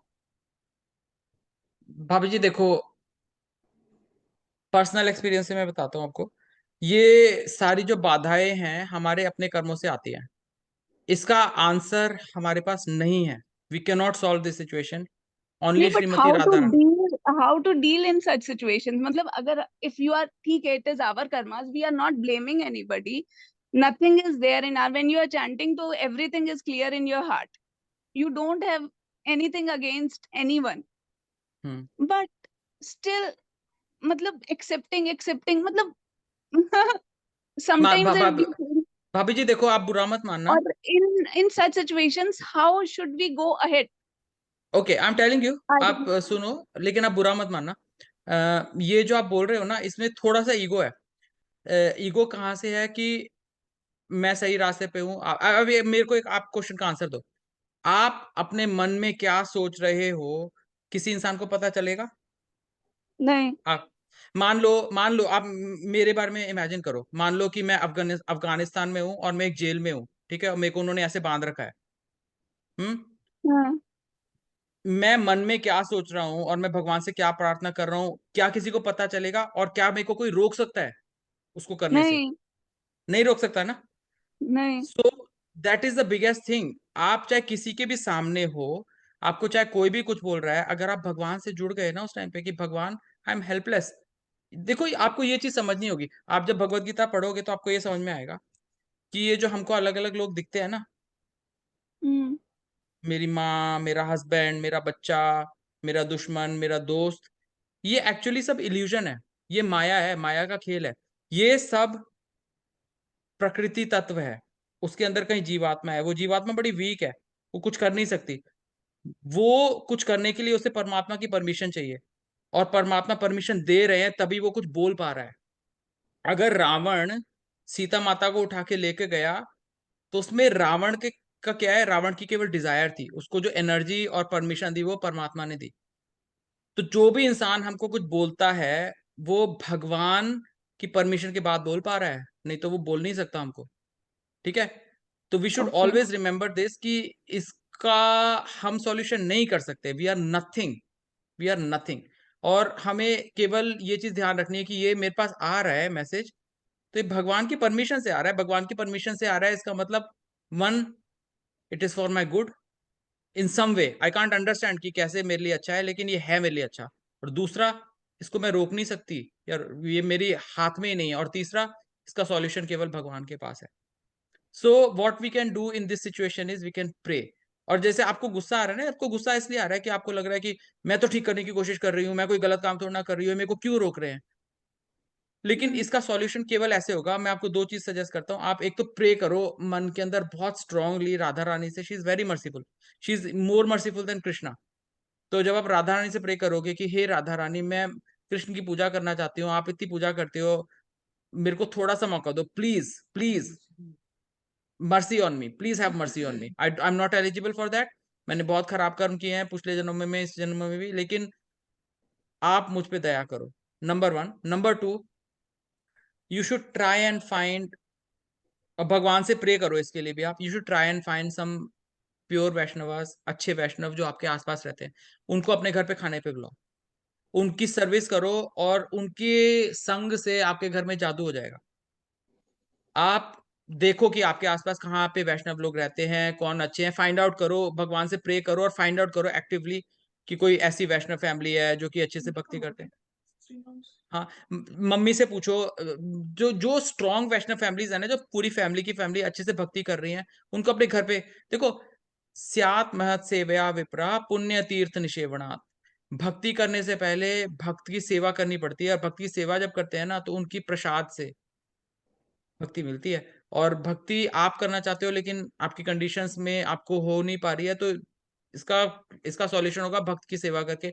भक्ति सेवा करोगे सच्चे भाव से उनको बुलाओगे, भगवान की तरह उनकी सेवा करोगे कि भगवान मेरे घर आए हैं, उनके प्रसाद से ना घर का काया पलट हो जाएगा। घर के जो लोग हैं ना उनकी बुद्धि पलट हो जाएगी बिल्कुल। They will be like, they will start chanting with you actually. That will happen. This will happen with Radha Rani's mercy, and practically you have to do this कि you have to try and find, pray करो लेकिन साथ में वैष्णवों को find करो, अपने घर पे बुलाओ उनको। Okay, Jijaji. अंशुल भाई, can I ask one more question? Yes. हाँ जी भैया। ये राधा रानी आप बोल रहे हैं कि इनकी भक्ति करो, तो मतलब मुझे नहीं मालूम था कि देवी है क्या राधा रानी भी? Radha Rani is the supreme goddess who's the energy of Krishna. देखो कृष्णा भगवान है और भगवान की शक्ति है। तो भगवान की जो शक्ति है, भगवान की कई तरह की शक्तियां हैं, अंतरंग शक्ति, बहिरंग शक्ति। तो उसके अंदर से जो उनकी सबसे पोटेंट और उनकी सबसे प्रिय शक्ति जो है वो राधा रानी है, जो आह्लादनी शक्ति बोला जाता है। ये टेक्निकल है थोड़ा, जिससे कृष्णा को सबसे ज्यादा हैप्पीनेस राधा रानी से मिलती है, because she is the intrinsic potency of the Lord and she denotes भक्ति। देखो राधा जो शब्द है ना, उस शब्द से बनता है आराधना। जो भी राधा करती है ना वही आराधना कही जाती है। राधा जो भी करती हैं, अगर राधा कृष्ण को डांटती भी है ना तो वो भी आराधना है, क्योंकि राधा जो भी करती है वो केवल भगवान की पूजा के लिए, भगवान की खुशी के लिए होता है। So Radha Rani denotes, and Radha Rani is the supreme mother. जिस तरह दुर्गा माता मटेरियल वर्ल्ड में हम सबकी माता है, उसी तरह से तो जब आप टेक्निकली जाते हो, जब आप शास्त्र पढ़ते हो तो आपको पता चलता है कि कृष्ण, देखो एनर्जी, एनर्जेटिक, या अगर आप शिव तंत्र की बात करते हो तो शक्ति और शक्ता, शिव शक्ति है ना। तो भगवान जो है उनकी शक्ति है पॉजिटिव और नेगेटिव। जैसे चाइनीज में जाते हो तो यिन यांग, यिन यांग यानी कि शक्ति और शक्तिमान। तो भगवान शक्तिमान है, भगवान की शक्ति। तो जब स्पिरिचुअल की बात करते हैं जो बिल्कुल प्योर है, तो वहां पे कृष्ण, विष्णु, इनकी बात आती है। और फिर इनकी एक्सपेंशन है, कृष्ण के एक्सपेंशन हो गए, विष्णु, फिर वो राम बन के आए, फिर उसके बाद यहाँ पे मटेरियल तत्व से मिक्स होते हैं तो वो शिव बन जाते हैं, और पैरेलली उनकी शक्ति तत्व भी चलता है। तो जब कृष्ण है तो राधा है उनके साथ। जब कृष्ण मथुरा में आते हैं और द्वारका में जाते हैं तो उनके साथ त्यभामा है, उनके साथ रुक्मिणी है। जब नारायण का रूप लेते हैं तो उनके साथ लक्ष्मी है। फिर जब मटेरियल से मिक्स हो रहे हैं तो शिव हैं और पार्वती हैं या फिर दुर्गा हैं। सो this is how it is. हाँ, डज दैट हेल्प भैया? हरि बोल। नहीं मतलब मेरे को एक बार जैसे थोड़ा सा कंफ्यूजन हो रहा है कि से आपके हिसाब से, या फिर मतलब जो हमारे शास्त्रों के हिसाब से, या वैष्णव मत के अनुसार, भगवान Shri Krishna he is the supreme God, okay? So he basically is he is everything. He is not receiving anything from anybody, but he is the doer of everything. तो फिर उनकी जो वो है, वो उनको शक्ति देने वाली राधा जी मतलब कैसे? मेरे को ये थोड़ा सा ओके ठीक है, मैं आपका क्वेश्चन समझ गया। अहम सर्वस्य प्रभवो मत्तः सर्वम प्रवर्तते, Krishna is the origin of all. Okay, तो कृष्णा इंक्लूड्स एवरीथिंग। हाउएवर, तो कृष्णा है, लेकिन कृष्णा के अंदर से कृष्णा की ही शक्ति है, ठीक है?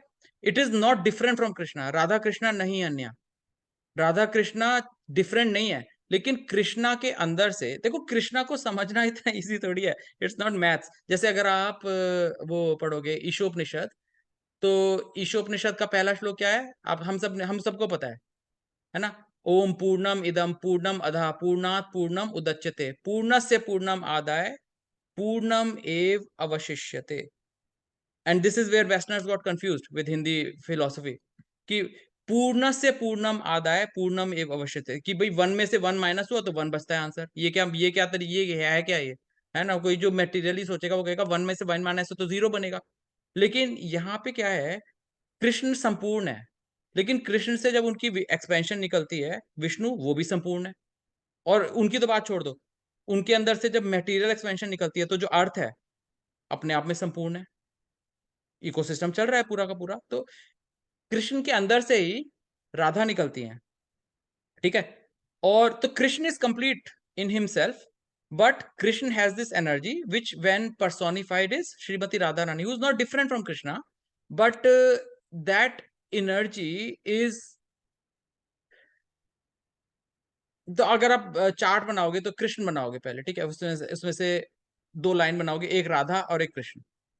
इस कृष्ण और इस कृष्ण में कोई डिफरेंस नहीं है, लेकिन इसके अंदर से एक राधा एक्स्ट्रा आ गई, ठीक है। फिर उसके बाद और नीचे इनके एक्सटेंशन बनाओगे कि अनिरुद्ध हुए, ये हुए, फिर उसके बाद संकर्षण हुए, फिर बलदेव हुए। ये भागवतम में बहुत सारी डिटेल्स हैं, it's not the time to go into it, it will be very confusing, but ultimately the answer is पूर्णस्य पूर्णम आदाय पूर्णम एव अवशिष्यते।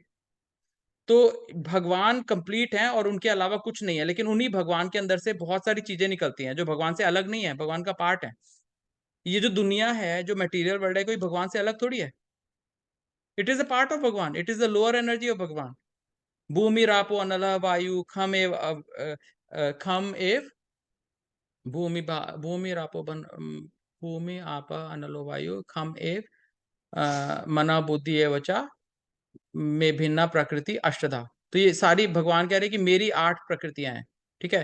अपरयम इतस्तु अन्याम प्रकृतिम विद्धि में पराम जीव भूताम महाबहो ये एकदम धारेते जगत। अब फिर एक और प्रकृति हो गई जो उनकी परम प्रकृति है, जो कि जीव भूत है, जो कि हम लोग हैं, सेपरेटेड एनर्जीज। तो वी एक्चुअली हम लोग भगवान से अलग नहीं है, हम भगवान के छोटे छोटे अंश हैं जो सेपरेटेड पार्ट्स एंड पार्टिकल्स हैं। There is nothing that is not include when we say भगवान।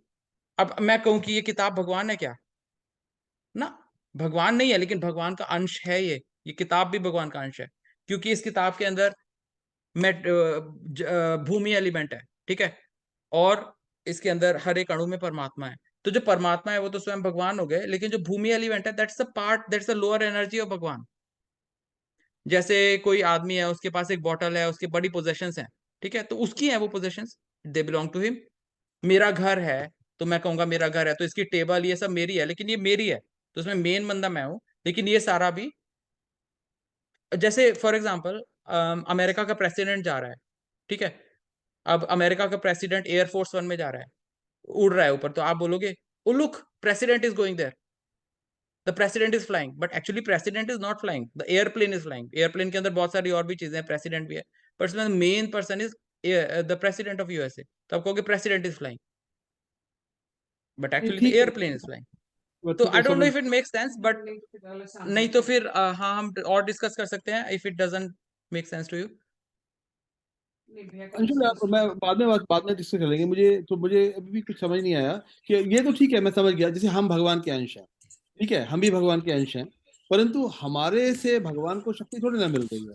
मतलब जैसे आप बोल रहे हैं कि राधा जी सॉरी भैया, भगवान। मैं जरा इंटरप्ट करती हूँ, थोड़ा सा ना टाइम ज्यादा हो गया भैया, 2 आवर्स हो नहीं गए हैं, ठीक है, मैं तो ठीक है, बाद में डिस्कस कर लेंगे। है ना, तो अलग से कर देते हैं, नहीं तो नेक्स्ट टाइम कर लेते हैं, बाकी सब लोग भी 2 घंटे से बैठे हुए हैं। That's fine. अरुणा, वो पूछा था आपने क्वेश्चन पूछना है तो मैंने इसलिए पूछ लिया, सॉरी। नहीं भैया, बिल्कुल ठीक है, लेकिन अभी रोकते हैं, ये है, सॉरी भैया। ओके, किसी और का तो कोई क्वेश्चन नहीं है ना, वी कैन क्लोज।